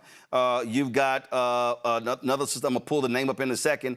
And so, I would hope that they are going to withdraw their names from the SCORE Act, because of the SCORE Act, and we're going to do something on that on Monday's show. We're going to go in depth on that. The SCORE Act absolutely is targeting black athletes. It is about black athletes, preventing them from being able to reap the financial rewards. And so that, to me, is what we need to be dealing with when it comes to the SCORE Act. And again, there are some Black Caucus members who are standing with them. I'm sorry, that bill needs to be defeated. That is an anti-black athletic bill. 100% it is a black anti-athletic bill. And it just shows that when these conservatives are going on X or Twitter, going on social media saying that you're not going to be able to get the black athlete out of the SEC. The SEC has the best collectives. If they pass this SCORE Act, it is going to take money out of the black athlete's pocket. And so to me, like Donald Trump said, you don't really have a lot to lose, because they are going after us anyway. They're going to find a way to continue to make sure that we have no leverage at all. And it's time for us to stand up now when it comes to the SCORE Act and when it comes to redistricting, and use everything that we have at our disposal to make sure that they understand that this is serious now and that we are not going backwards. Absolutely. Congressman Marc Veasey, I would surely appreciate it, sir. Thanks a lot. Good to see you, Roland. We'll go to my panel. I'm going to tell you right now, Robert, this is real simple. Everything is on the table. Everything. Dr. King said April 3rd, 1968 at Mason Temple, his last sermon in Memphis, when he said, we must redistribute the pain. He said we must practice economic withdrawal. This is where we have to be talking with and educating parents and grandparents and athletes about what their power is, and getting them to understand that these folk, they're take your talent now. They want you running and passing and catching and shooting, but they don't want to employ you when you're done. They don't want to sit here and provide economic opportunities for you. They want to pull economic opportunities. They want to pull health opportunities. And so this is where they must be hit. I'm telling you, Robert, if 1, 2, or 3 black athletes publicly say, I will not go to one of these Southern schools, one of these SEC, ACC schools, trust me, it will send shockwaves through these legislatures, and last thing they want to see are their schools getting their asses kicked when the top black talent says, holla, I ain't coming. You're right, Roland. And also, we as the public, we have to vote with our wallets. We have to vote with our remotes.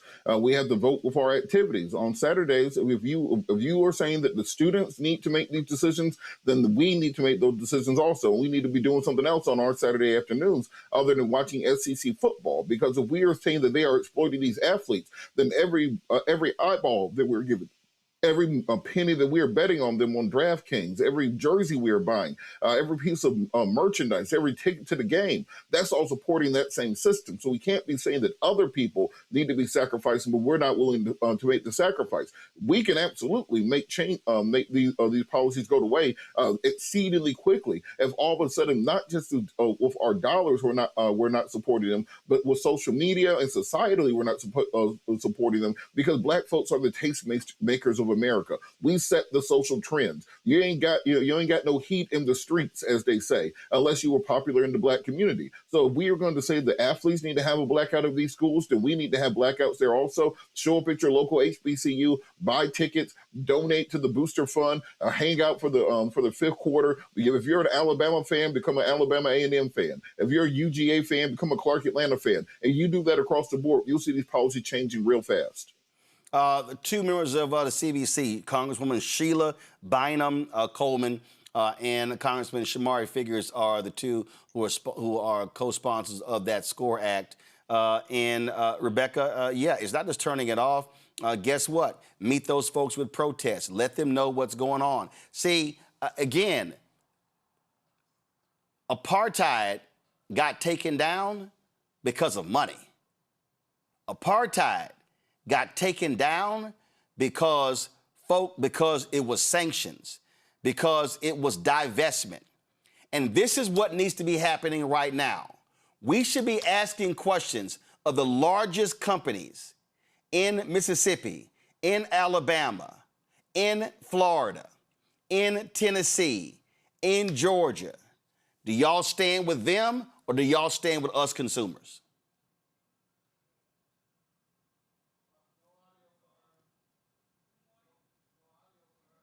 Rebecca, you're muted. So like what you're mentioning, a lot of these companies, their favorite color is green. So just like you quoted Dr. King talking about redistributing the pain, and we're talking about economic pain, we're talking about financial pain for these people who are on the sidelines and for these corporations who are on the sidelines and who are just looking off into the distance as these abysmal things are happening to our Black communities in this country. What people have to understand, the economic impact isn't just for the hospitality industry where these games are being played. The economic impact isn't just for the university. It's not just in the commercials that they run and the local channels that receive the money. But here's something else that we have to think about. Sports is so popular now, especially when it comes to betting.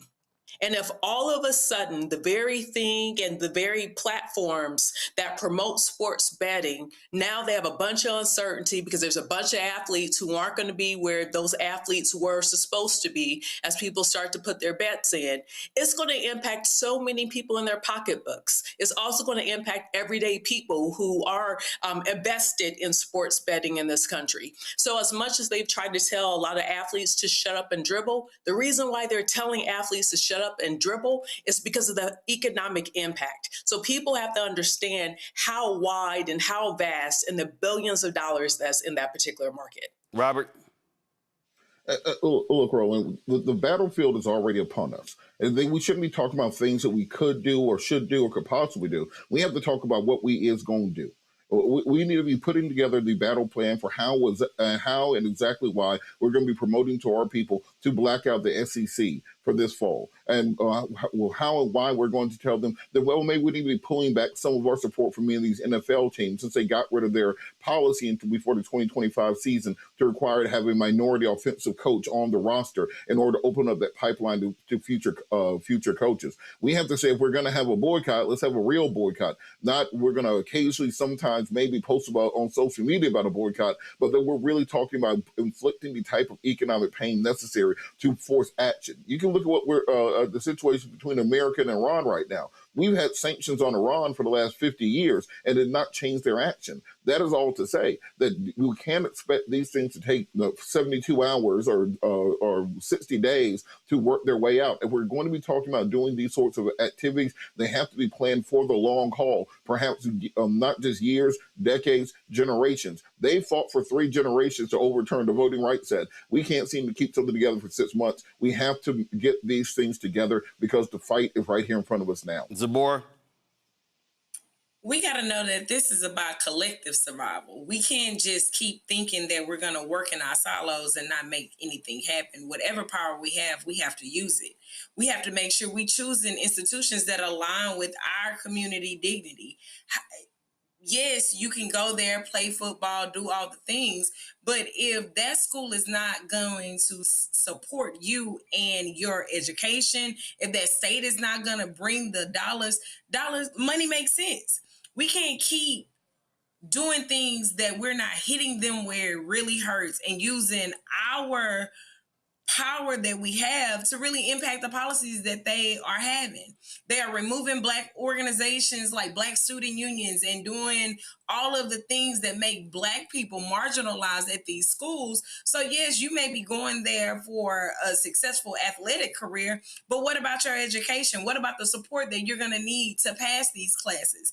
And you may get the support you need because you are a star athlete, but what about the other Black individuals that are going to give you community in those spaces? So we have to have ownership over our access, ownership over our skills and talents and gifts, and realize who's owning what, who's controlling what, and how can we be entrepreneurial over the things that really matter to us. We can't be going to schools where they're limiting our success and those congressmen are voting for the SCORE Act that's going to impact the athlete directly. You know, we really have to understand that this is our economic and political power, and they're not separate. They're one thing, and we got to utilize them in that way. We got to get smart about how we're using our economic and political power and really realize that it's not just affecting you, it's affecting your classmates, it's affecting your family, and it's going to affect your bottom line. Yep, absolutely. All right, folks, got to go to a break. We come back. The Attorney General, the MAGA Attorney General in Louisiana, at war with the New Orleans City Council. AG Liz Merrill fires off a letter. Well, the mayor of New Orleans, Helena Marino, fires back at her. We'll talk about that. We'll also hear from Tennessee State Representative Justin Jones about the MAGA Republicans there wiping out Democrats from all committees because they didn't like them protesting the stripping Memphis of a congressional seat. We'll discuss that as well. Donald Trump attacks another black female reporter. We have that for you as well. Folks, you're watching Roland Martin Unfiltered on the Black Star Network. Don't forget to support the work that we do. Join our Bring the Funk fan club. Listen, there's no other show in America. There's no other show that is speaking to the issues that is sitting here centering us every single day. And so your support of this show is absolutely critical. So please support us by joining our Bring the Funk fan club. Use the Stripe QR code. You see it right here. If you're listening, go to blackstarnetwork.com. That's for Cash App and credit cards. Checks and money order. Make it payable to Roland Martin Unfiltered, P.O. Box 57196, Washington, D.C. 2003 7-0196. PayPal on Martin Unfiltered, Venmo RM Unfiltered, Zelle Roland at RolandSMartin.com, Roland at RolandMartinUnfiltered.com. We'll be right back. This is a national issue. And it's happening right here in Middletown. This isn't just about a school. It's about opportunity. Application was approved. Ranked as #1 by the Connecticut State Board of Education in 2023. No one can give us an answer why. Roland Martin is coming to Middletown. He wants the country to know about our struggle for our children's education and future. Families need an option. Children are waiting. Many children will fall in the gap. The examples are right there. Guess we'll never know. Middletown has repeatedly been denied state funding without any legitimate or legal reasons. They're trying so hard to stop us opening the school that serves our community. They don't want for your children what they want for their own children. Every parent in the world wants the best for their child. We want to hold people accountable. We need to know the why, and you need to follow the law. We're going to do what we always had to do. Fight for justice. Fight for what is right. Be a part of this conversation. Ask questions. Demand answers. See you May 14th.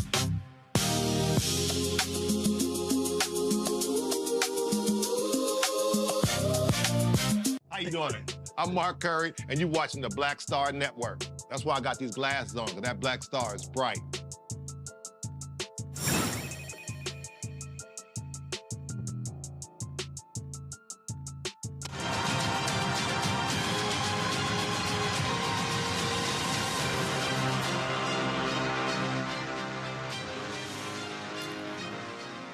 So a black man in New Orleans who served time in prison gets elected to the criminal court. Well, the Republican-controlled legislature decide on their own, you know what? We're going to get rid of that position, so therefore we're going to merge the criminal clerk with the civil clerk. Then,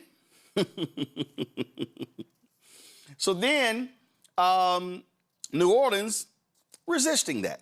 So what happens? Well, the Attorney General of the state, she sends this out to them today. This is her tweet.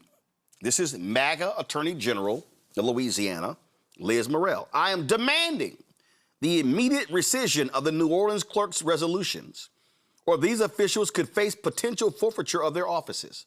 I specifically asked the New Orleans City Council to wait for the Louisiana Supreme Court to weigh in. Instead, they knowingly refuse and move forward with resolutions that attempt to displace Chelsea Richard Napoleon from her lawful office as clerk of court for Orleans Parish. There is no vacancy, and no public official should recognize this fictional office or Judge Calvin Johnson's purported appointment to it. Louisiana's usurper laws carry serious consequences, and I will enforce them. Well, New Orleans Mayor Helena Marino said, oh, that's how you want to roll? She said this. Hey everyone, I'm coming to you today to make it perfectly clear that I will not be intimidated or threatened by the state attorney general. I received a letter from her today threatening to remove me from office due to my support of recent council action where they appointed an interim clerk of court. In this letter, she also threatens to work to remove our district attorney and 5 members of our New Orleans City Council, Council President Morrell, Vice President Willard, Councilmember King, Councilmember Hughes, and Councilmember McCarran, and then says that it would be up to the governor to appoint all of our replacements. I'll also say that it is surprising that the Attorney General put all of this in a letter, considering that there is a criminal law, which is revised statute 14122, that prohibits intimidating or threatening a public official in an effort to try to influence a decision or change their position. In this case, the letter says that we must reverse course and change our position on appointing an interim clerk. There's also a variety of different ethical and professional conduct issues with this letter that was sent. The issues surrounding the clerk's office should all play out in court. Let the process work. Let the legal process work, instead of threatening and intimidating people to try to get them to back down. And so bottom line, I'm not going to be threatened, I'm not going to be intimidated, and I won't back down. I hope y'all have a great day, and thank you for listening. What's going on there is the former civil clerk, Chelsea Richard Napoleon. She's upset because of what the New Orleans City Council did, so she's now filed a lawsuit against the City Council. Bottom line here, Rebecca, is MAGA Republican Governor Jeff Landry, MAGA Republicans in the legislature, they want to control New Orleans. They want to tell New Orleans what to do. They want to remove a particular office. They want to destroy the congressional seat in New Orleans. And see, here's what's nuts. New Orleans, just like Jackson, Mississippi, the state of Louisiana is broke as hell without New Orleans. New Orleans represents 60 to 70% of the state's economy. But these white MAGA conservatives hate the fact that New Orleans is black. Yep, Orleans Parish has the Port of Orleans. There's a lot of money that goes through New Orleans, especially in terms of economy. The economy, there's 2 large economies that drive Louisiana. And one is the oil and gas industry, and the second is tourism. And without New Orleans, there would be a lot of things that wouldn't be paid for in that state. Now, something that I want to lift up is I think there's like 2 more statewide people who are officially unnoticed, that there are recall efforts for them.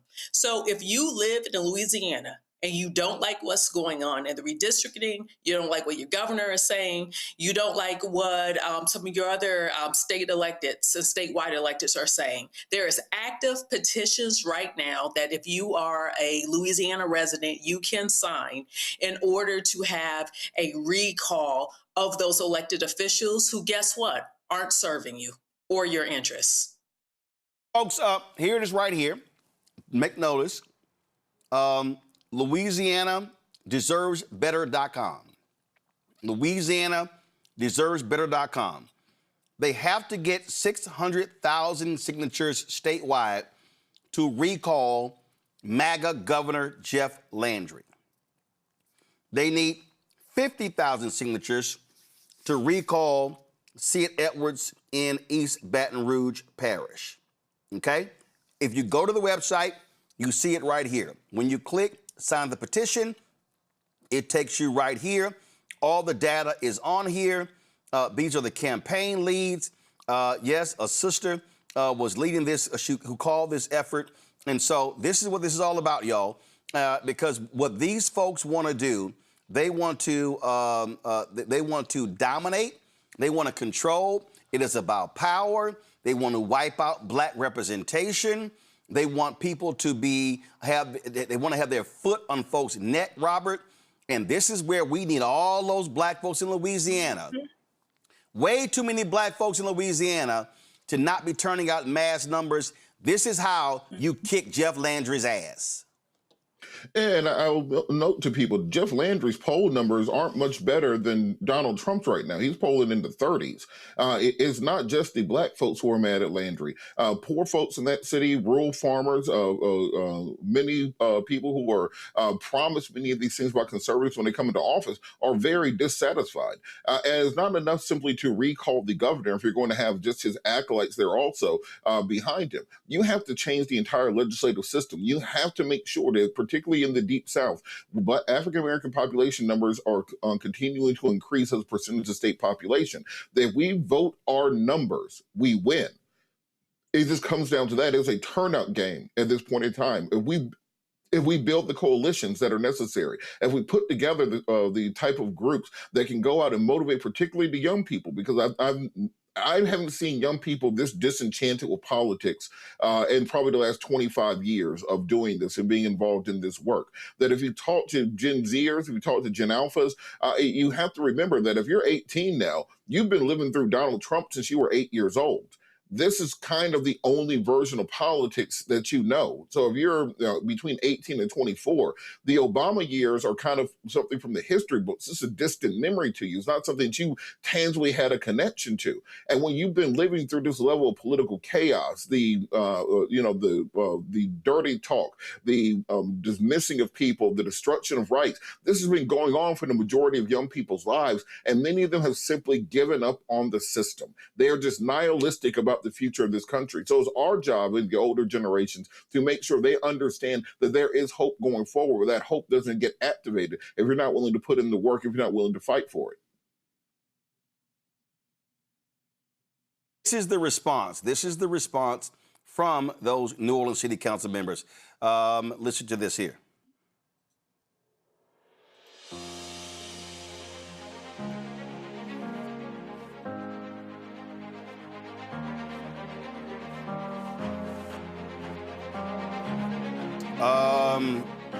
Yeah, give me a second. Come back to me. This is from the New Orleans City Council website, so their music is playing, not the other audio. Let me see if audio is playing on this. Give me 1 second on this other video. Give me 1 second. So I was playing the audio from the New Orleans City Council. So they have the music up, but not the members. Give me 1 second. New Orleans City Council.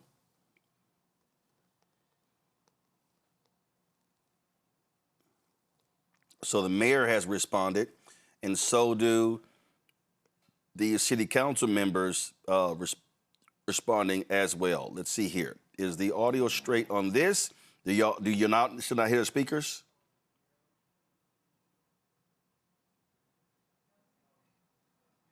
Okay, come back to me. All right, cool. I'll try to find another video. Zabor, your thoughts on this? Yeah, you can't just keep abusing power in every part of the government, whether it's locally or federally. We're watching people that think it's okay to abuse power when you know what the law says. You know you can't intimidate a public official. However, you think that the laws don't apply to you. And this is why our responsibility as voters, we have to know that we have to vote these people out. We have to go to their offices. We have to hold them accountable. Their offices are the people's offices. Their responsibility is to us as voters. And we can't allow them to keep doing things that is not really considering their constituents. How do you threaten someone, and how do you act like that New Orleans don't have the economic power that it does have? You can't keep overstepping and stepping out of place and think that we as voters are not going to hold you accountable. That can't continue to happen. We have to know that there is a criminal liability, and by the full extent of the law, we're going to hold these people accountable.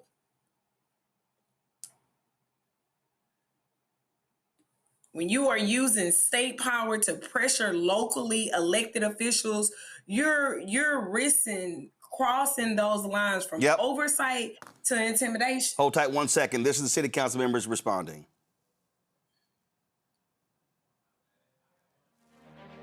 All right, not sure what's going on with the audio here, and so we'll try to get this straight. I'm going to send this to the control room for y'all to be able to grab. Let's get one more go. Nope. All right. So not sure what's going on with. I'm playing it directly from Twitter, so not sure why that audio is not playing. Let's do this here. Joining us right now, Tennessee State Representative Justin Jones. Representative Jones. We were talking about what's happening in Louisiana, where the Attorney General there, Liz Morrell, is telling New Orleans City Council members, you don't do as I say, I'm going to remove y'all from office. You got in your state where they're wiping Democrats from all committees because MAGA, white supremacist Speaker of the House Cameron Sexton did not like their response to stripping Memphis of congressional representation. And so we're seeing threats. We're seeing gerrymandering. What we are seeing here is absolutely the rise of the Confederacy. This is the biggest attack on black political power since Reconstruction. And what these white MAGA conservatives want to do is they want to put black people in their place. I mean, that's exactly it. Yesterday, the Speaker of the House sent a letter to every Democrat, which includes every black member of the Tennessee House of Representatives, saying they are no longer on committee. So we're going back to Jim Crow committees. These are Confederates who are trying to send a message of political lynching or political whipping, I should say, that if you step out of line, that you will be punished and you'll be treated as second class. The Speaker of the House, we know, is the Grand Wizard-in-Chief, Cameron Sexton. And so we have to raise the message across the nation that we have nothing to lose as black people in the South. We must fight with everything we have. We must stand up, do things out of the ordinary. We cannot be cowardice, but we must be courageous in this moment and fight back, because if we're not careful, we'll be like the end of Reconstruction. We will have no black lawmakers left in the South.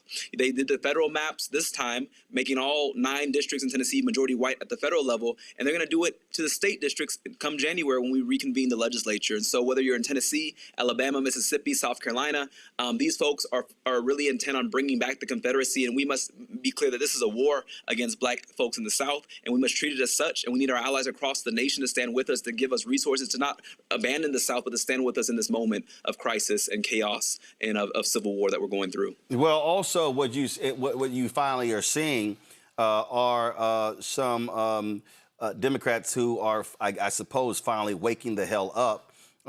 You had this man, this Senate president in Maryland, Bill Ferguson.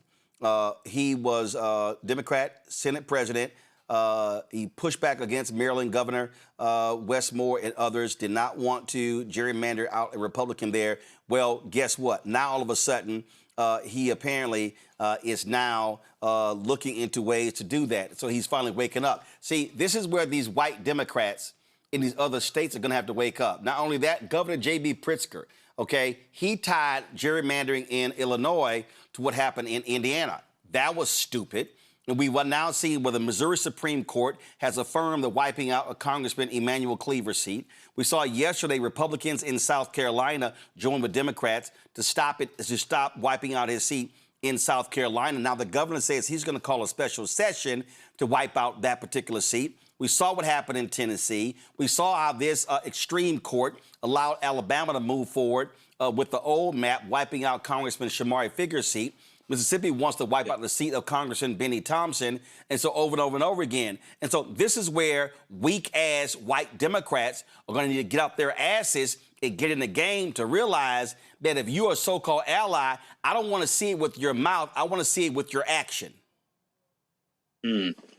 That's it. I'm actually and I came to Sacramento today from the South to meet with the California Black Caucus because we need folks all across this nation to stand with us and fight back. This is like, again, I don't stress it enough. This is a civil war they're waging against Black folks in the South. And we need folks to stand with us, not just in terms of posts, but to come south, to join us in Montgomery this weekend and going forward as we continue to take direct action and mobilize. I was talking to Reverend Barber about, how we're going to have a Freedom Summer this summer to really turn out Black voter, participation like we've never seen since the 1965 Voting Rights Act was passed initially. We need folks to be courageous. And I think that we see so often some of our allies who are white have neglected the South, have written off the South, not recognizing that the majority of Black people in this country live in the South. And so if you want to change this nation, this is the front line to do it in. And so we need folks to stand with us, to help, give us resources, to help build infrastructure, because this is a long-term battle that the Republicans and the neo-Confederates have been planning for decades. The Voting Rights Act did not just come down in one day. This has been their dream since it was passed to begin with.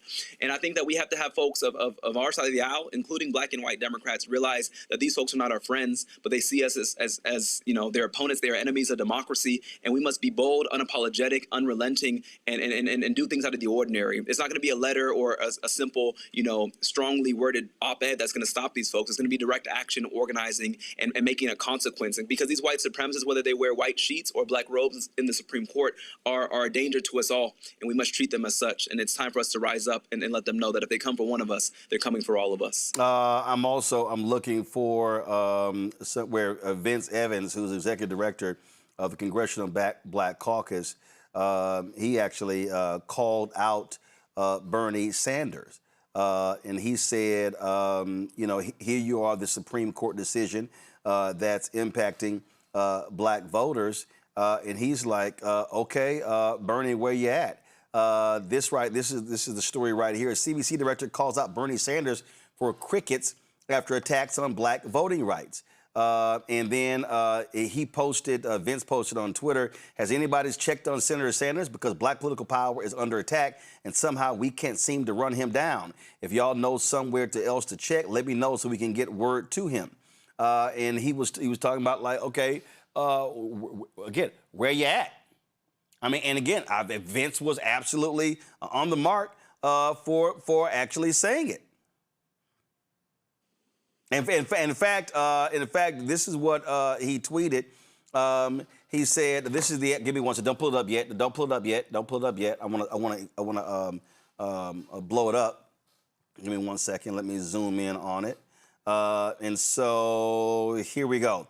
He said the Supreme Court decided Calais on April 29th. Since then, Black political representation has been under direct assault across the South, and I haven't heard a mumbling word from Bernie Sanders. I checked both his X accounts, silent. I checked his Instagram, nothing. I checked his Senate website, crickets. At this point, I'm starting to get worried. Has anybody checked on Senator Sanders? Because Black political power is under attack, and somehow we can't seem to run him down. If y'all know somewhere else to check, let me know so we can get a word to him. I think that's justified criticism. How in the hell can you not say anything? Now, if you can, so this is a moment where folk have to be called out and chastised, because if you claim to be an ally, you be an ally not when you want to, but when other folks need you.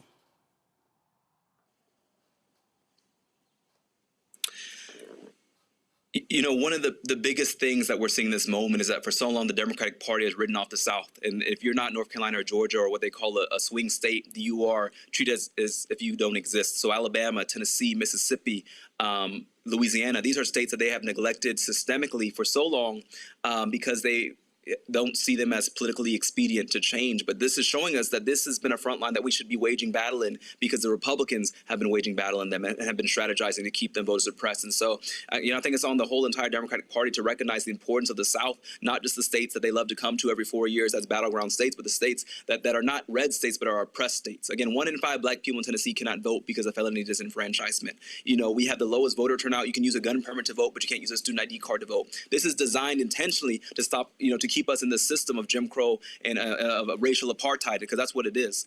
And now it's just being brought to the surface. And so I think that we need leaders from all across the nation. Our message is what Dr. King said, 60 years ago: come South, come stand with us in this moment. We always have politicians come during Selma, the anniversary. Well, this is our real Selma moment. It's a moment to continue the struggle, stand in the faces of these Southern legislatures with the new George Wallace's and Bull Connors. Their names are Cameron Sexton and Governor Landry and Governor Bill Lee and Marsha Blackburn. These are the folks who are going to be out in history books as our Bull Connors. And let's fight like hell and confront them. When the Speaker of the House gave me that letter kicking me off my committee, I tore it up because he's expelled me. What else can you do? We have nothing to lose, Black folks in the South. It's time to rise up. It's time to let them know that we're going to fight like hell against this new Confederacy, and that the only thing we have to lose are our chains. Now's the time not to be intimidated, not to try and play patty cake with fascism, but it's time to fight back with every tool that we have and to make it uncomfortable, to hurt them economically, and to wage a battle that future generations will be proud by what we did in this moment. Well, you said you're there in California. I would hope California Democrats and the Legislative Black Caucus there should be saying in California, that's how they want to do it in the South. Let's do a 52-0 map in California. That's it. I mean, we need folks to recognize this moment. We know California passed Prop 50. We're still waiting on New York. There's states like New Jersey. There's states, that Democrats can gerrymander, but I don't want it to get caught up as a partisan gerrymander, because what is being done in the South is a racial gerrymander, and I want to be clear about that for the record and for the lawsuits that are going on. It wasn't just about partisanship. It was a racial retaliation. They waited for the VRA to be struck down, and they want to make this about partisanship, tit for tat. This is a racial backlash that we haven't seen in 60 years since the Voting Rights Act was passed. This was about intentionally suppressing Black voter turnout. It's racism, it's retaliation, and it's a clear pattern being done by these Southern legislators who got calls like our governor did. He called Bill Lee, the governor of Tennessee, and said, get these Black folks, get their district, take it from them. We've been waiting 60 years to do this, and the governor jumped like he does often when this white supremacist in chief calls him, and did it within less than a week. Within a few days, we had a new map breaking up the only majority Black district we had left in Tennessee. And so, again, I want to be clear for the record, for the legal cases and for history, that this was a racial gerrymander. It was not just a partisan gerrymander. And the way I know that, Roland, they said we based these new maps off the census. Well, if you look at the census does not say what party you are, but it does say what race you are. This map was drawn using racial data, and I hope that the courts see it. I don't have a lot of faith in the courts right now, but I hope that we see that as we organize and lift it up, we have to be clear that this is a racial gerrymander, it's Jim Crow, and we have to be clear about letting them know that we're going to fight like hell against these new KKK white supremacist agenda that we're facing in the South. Yep, absolutely. Representative Jones, I really appreciate it. Thanks a lot. Thank you. It is absolutely bad. Oh, by the way, y'all, after the day after Vince Evans posted that, this is what Bernie posted. And I'm sorry, Senator Sanders, this is bullshit. He posted, the damage from a reactionary Supreme Court. Citizens United allows billionaires to buy elections. Ending Roe v. Wade takes away a woman's right to control her body. Louisiana versus Calais strips voting rights away from Black Americans. Our rights are under attack. Fight back.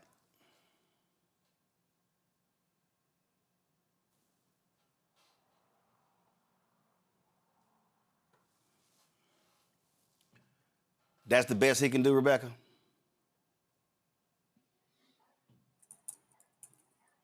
All right, Robert, really? Well, this is the issue, Roland, and this isn't anything new.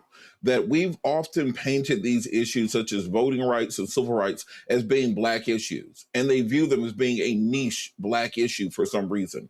That's why during the Biden term, when we tried to pass updates to the Voting Rights Act that would have prevented much of this, many people on the progressive base weren't as supportive as you would have hoped. They did not make it an agenda item. They thought that if you pass something like voting rights or civil rights, that'll be seen as a Black issue. It'll scare off those suburban white voters who have already got the MAGA mind virus, and we're never going to come back across that aisle. But that was the rationale at that point in time. You saw something similar with Obama when he was passing Obamacare. You had people like Claire McCaskill and other moderate, quote unquote, Democrats who were the ones in the Senate who prevented there from being a government option that would have actually made Obamacare a more effective program than what we ended up getting, which is a very diluted version.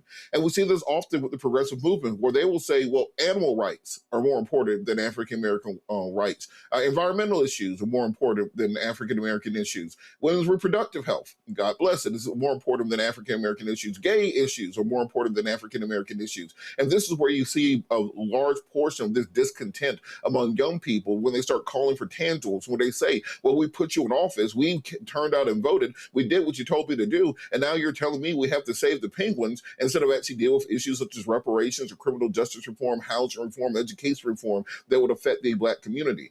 And we need these folks to understand that allyship means that doesn't just mean we vote for your thing.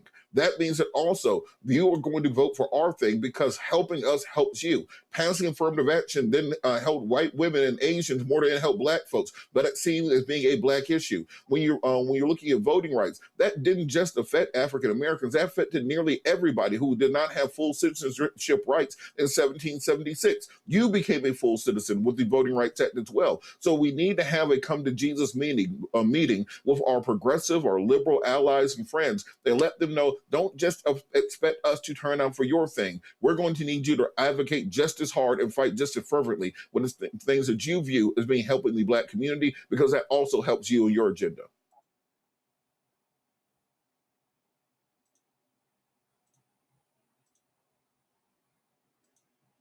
Should be put on notice when they're absent. Mm-hmm. Zabor?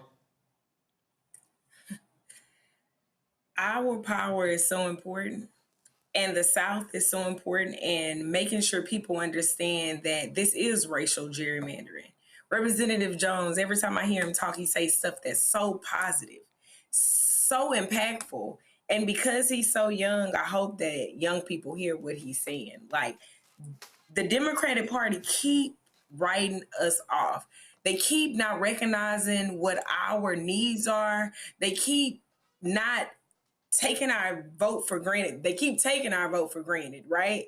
So, like, what do we do to hold these people accountable? How do we show up in these offices and really make them hear us when we walk in there and we're giving them strategies to get to our communities?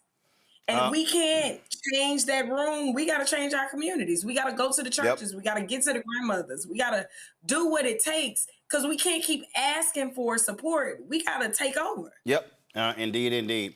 All right, folks, time for Black Star Network headlines with Brittany Noble. On Tuesday, the Missouri Supreme Court unanimously upheld the congressional map that targets Democratic Representative Emanuel Cleaver's seats in Kansas City, Missouri. The ruling represents yet another setback for Democrats who have encountered numerous problems, redistricting challenges across the country in recent days. The new Missouri map, created by Republican lawmakers last year, redraws the state's 8 congressional districts, making Cleaver's seat more competitive for Republicans.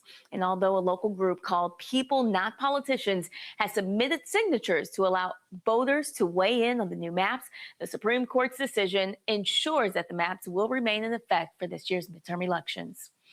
An Alabama construction worker is suing the Department of Homeland Security after being arrested 3 times by federal immigration agents despite being a U.S. citizen. Court records indicate that Leo Garcia Venegas was shackled and detained by federal immigration officers for a 3rd time earlier this month. He claims that on the morning of May 2nd, while he was parking in front of his house in Silver Hill, an unmarked SUV blocked his vehicle, and he alleges that before he could show his Alabama-issued real ID, ICE agents pulled him out of the truck he was driving and handcuffed him. Now, he is the lead plaintiff in a class action lawsuit challenging the immigration enforcement policies of the Department of Homeland Security. He was previously detained twice in 2025 during a raid on private construction sites where he was working, even though he possessed a real ID that identified him as a U.S. citizen. A DHS official stated in declaration filed in his lawsuit last year that real ID can be unreliable for confirming U.S. citizenship. Louisiana State Police have reached a tentative settlement, a $4.85 million settlement with the daughter of a Black motorist who died during a 2019 arrest involving officers. Ronald Green was fatally shot with a stun gun, punched, and also dragged during a traffic stop in Monroe that happened on May 10th in 2019. State police arrested the 49-year-old unarmed Black man following a high-speed chase. Now, the settlement agreement was reached during mediation, which concluded on Tuesday evening and is still subject to state legislative approval.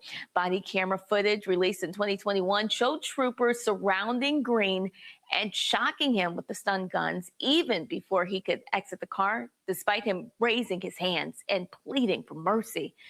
One officer wrestled Green to the ground, put him in a chokehold, and punched him in the face.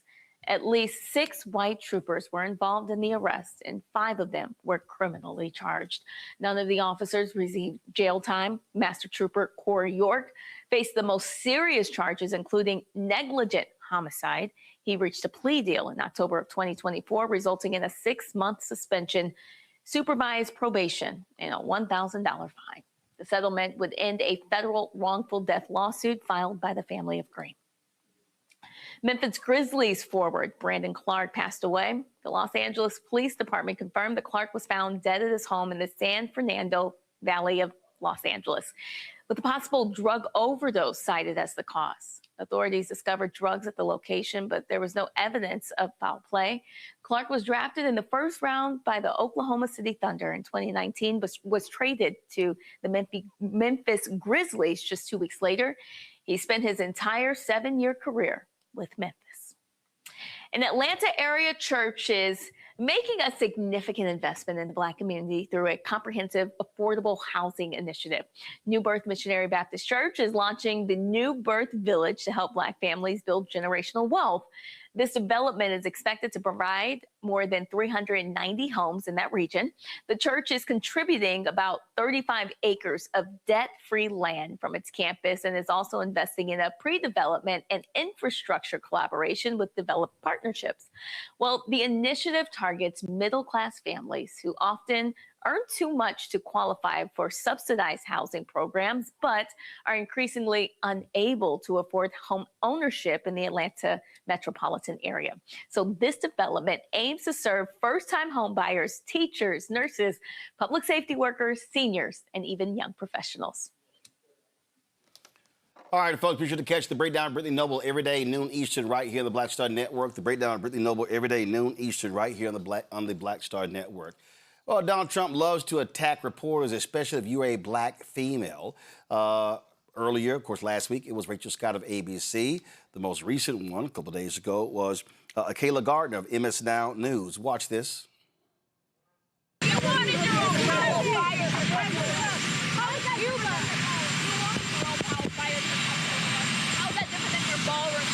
what happened is we have a ballroom that's under budget. It's going up right here. I've doubled the size of it because we obviously need that. And we're right now on budget, under budget, and ahead of schedule. I doubled the size of it, you dumb person. Double the size. You are not a smart person. Right over here. Wait a minute. Right over here. And based on a lot of things that have happened over the last year, we doubled the size of the ballroom. So we're going to have a ballroom that's appropriate for the White House. We doubled the size. The ballroom now is ahead of schedule, and it's a little bit under budget, depending on the finishes that we use. Dumb, not a smart person. This is what he does, Rebecca. He calls them stupid. And these people on the right, actually, I'm going to go to Zabor first. These people on the right, they love to sit here and, well, you know, Biden, he called Peter Doocy a dumb son of a bitch. Well, he was not lying. He's right. But Donald Trump, even the first time, attacked reporters, attacked them while he was running, and they dismissed this. He is an absolute imbecile. He's been an imbecile. He's going to stay an imbecile. This is a pattern of behavior. He has a lack of respect for everybody. You know, he doesn't think about how his actions impact anybody else. He don't care about how his actions impact anybody else. This isn't an isolated incident. He has a very low emotional IQ. He just has no emotional regulation. And the way he disrespects individuals that are educated, individuals that are women, individuals that are Black, it's just, I can't even believe this is the president of the United States that is doing these type of hideous kind of behaviors, and no one holds him accountable. Our press, American press, is under attack. And if we don't understand how important the press is and how important it is to ask the right questions and have the right people in the room and to have respectful and very great engagement with these individuals, what are we doing? And it shows just the state of where America is and how we are just desensitized to our reporters being attacked. This is not right. This is not American. This is not democratic. This is just very disrespectful, and Black women have to be protected.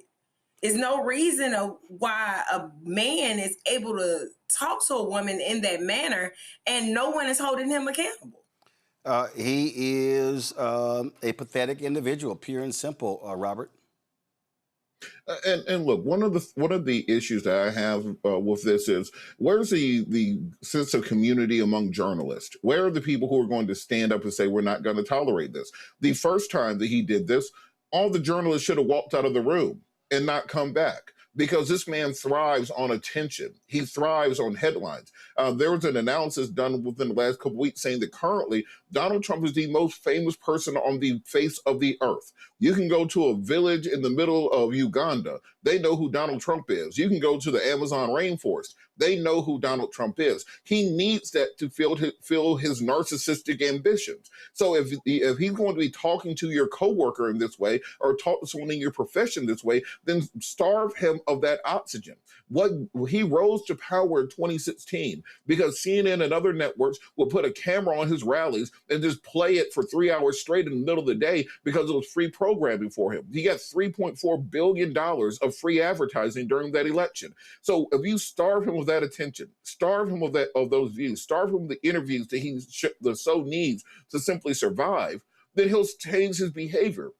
But right now, there are absolutely no consequences for his actions. And as I said earlier, remember, we have a whole generation now that has grown up with this for the majority of their formative years. You take on the personality of your president when you're growing up. If you grew up during the Clinton administration, you're kind of cool and laid back. If you grew up during the Reagan administration, you're a little bit crazy. But this generation growing up with Trump, they're going around talking to people like this in real life. Look at Nick Fuentes and the Groyper movement. They make their whole trade. Nick Fuentes said, I say the N-word almost every day. I never got in trouble until I started questioning Israel. If you look at Chud, the guy walking around Black communities calling them the N-words and apes and stuff for online content, this is creeping into our American society and our American system. And when it's coming from the top, when it's coming from the most powerful man in the world, how do you tell your 16-year-old little brother, if you're somebody who's constantly online, don't act like that? And he can say, well, if I act like that, I'll become the president of the United States, a billionaire, and have a former porn star as a wife.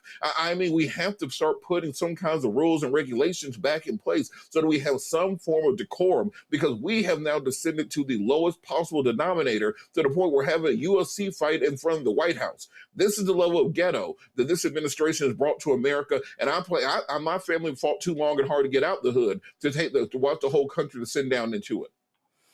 Absolutely, folks. Again, what we're dealing with, absolutely just insane. The craziness that we're having to deal with every day when it comes to these folks. All right, folks. Some sad news to report. Legendary sports broadcaster Charlie Neal, the voice of HBCU football for a very long time on BET, WTBS, has passed away. He was 80 years old. He most recently was doing HBCU sports for HBCU Go last year. He was honored in the 2024, in the SWAC Hall of Fame. Charlie Neal, born 1945. Again, so many people remember his voice, and this is when he talked about being that SWAC honoree. Something monumental. Yeah, Charlie, you are being inducted into the Hall of Fame for the SWAC. Congratulations. Yeah, Charlie. Yeah, Charlie. I see you, man. Well deserved, big man. They had a press release earlier this week, the Southwestern Athletic Conference, and it's kind of interesting. And of course, my career with HBCU started with Black Entertainment Television back in 1980. 44 years I've been doing this, and the SWAC was one of the teams or conferences that we were very much bed with at the beginning. Joe Johnson, the president of Grambling State University, was a big proponent of what BET was doing at the time. And I'm just fortunate and grateful that I'm able to sit here 44 years later with you guys and do this. Thank you so much. Hey, listen, it's only right we celebrate the right way. It's only right we celebrate. Hey, Charlie, congrats. Congrats. It's all in my mouth. It's all in my mouth. Let's go, Charlie. It's only right we celebrate the legend the way he should be celebrated, man. You know how to surprise a person. Yes, sir. And real quick, let me say this, because Charlie's going to the SWAC Hall of Fame. He's the Black College Football Hall of Famer.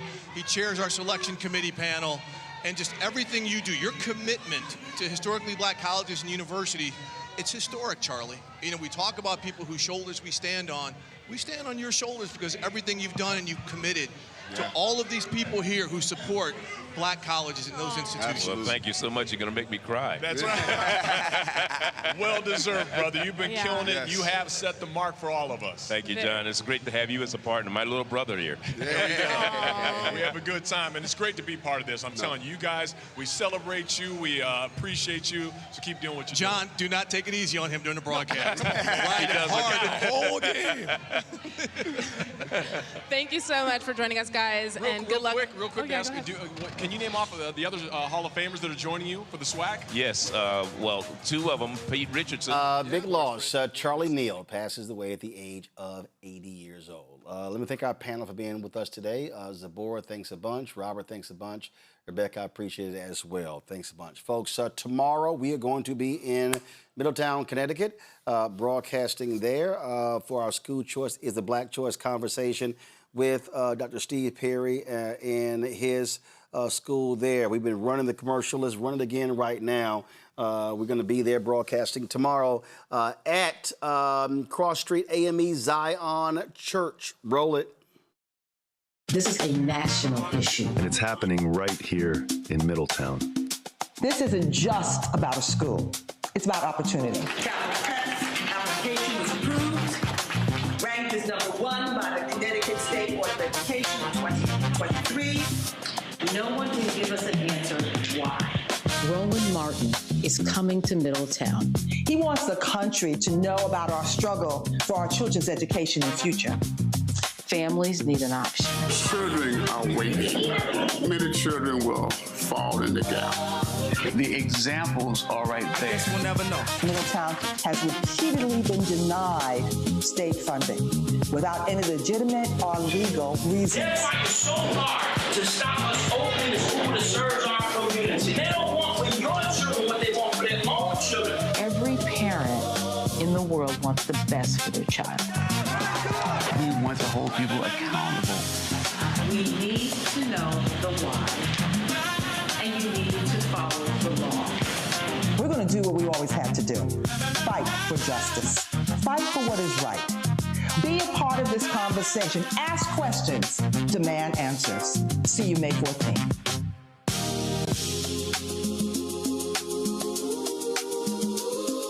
That's right, folks. I want to see y'all there tomorrow. Let's pack the church out. Friday, we'll leave Middletown, Connecticut, and go to Montgomery, Alabama. I'll be broadcasting outside of Dexter Avenue Baptist Church on Friday. And, of course, we'll be there for the massive rally, the National Day of Action for Voting Rights. All roads lead to the South. First of all, if you want more information, what you need to do is you need to go to All Roads Lead to the South. No, leave it up, please. Leave the graphic up. Go to allroadsleadtothesouth.com. Allroadsleadtothesouth.com. Lots of information there. Not only that, folks, you're going to see there are a number of people who are going to be holding events in other cities around the country. So we'll be there in Montgomery.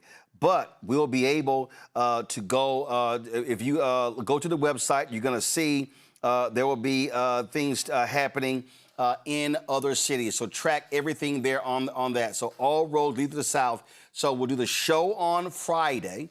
And then on Saturday, we will have our broadcast. Now, we're going to be live from Selma first. And then we're going to be, so that's going to be at 10 a.m. Eastern on Saturday.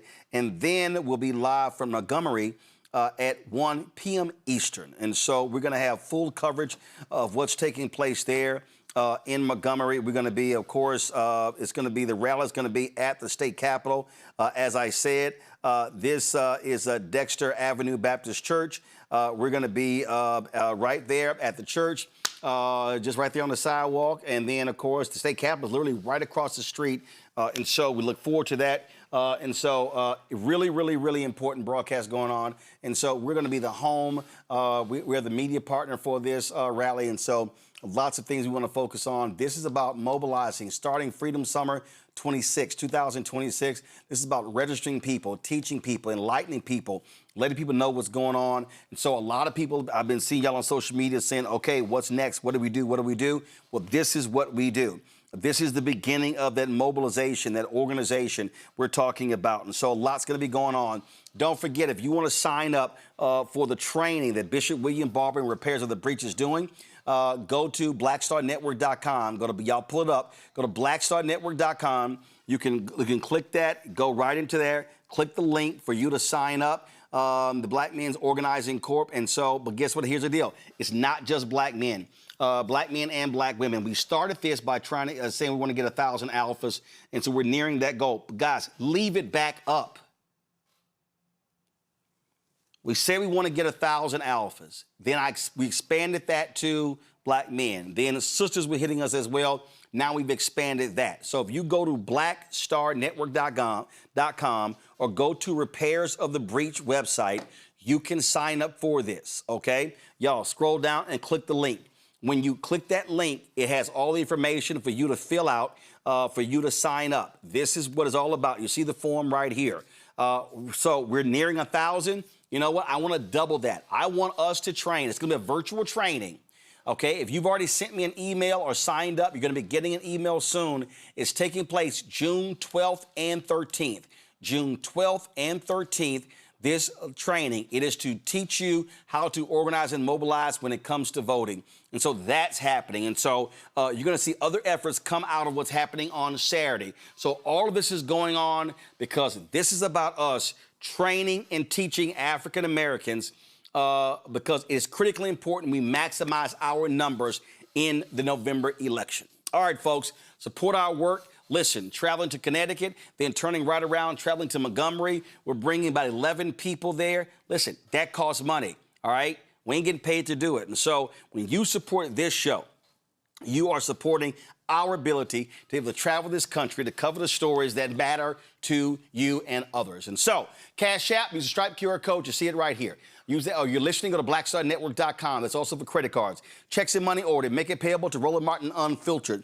P.O. Box 57196, Washington, D.C., 20037-0196. Download the Black Star Network app. Apple phone, Android phone, Apple TV, Android TV, Roku, Amazon Fire TV, Xbox One, Samsung Smart TV. And then also, of course, you want to get our Roland Martin Unfiltered swag. Go to shopblackstarnetwork.com. Shopblackstarnetwork.com for our hat. ShopBlackStarNetwork.com for our hats and T-shirts and all that good stuff. Our shirt, Don't Blame Me, and Voted for the Black Woman. Black-owned Media Matters. All of our shirts and hats, go to ShopBlackStarNetwork.com to support our black-owned businesses. All right, so our black-owned products, same thing. We want y'all to go to ShopBlackStarNetwork.com. ShopBlackStarNetwork.com. Go to our marketplace.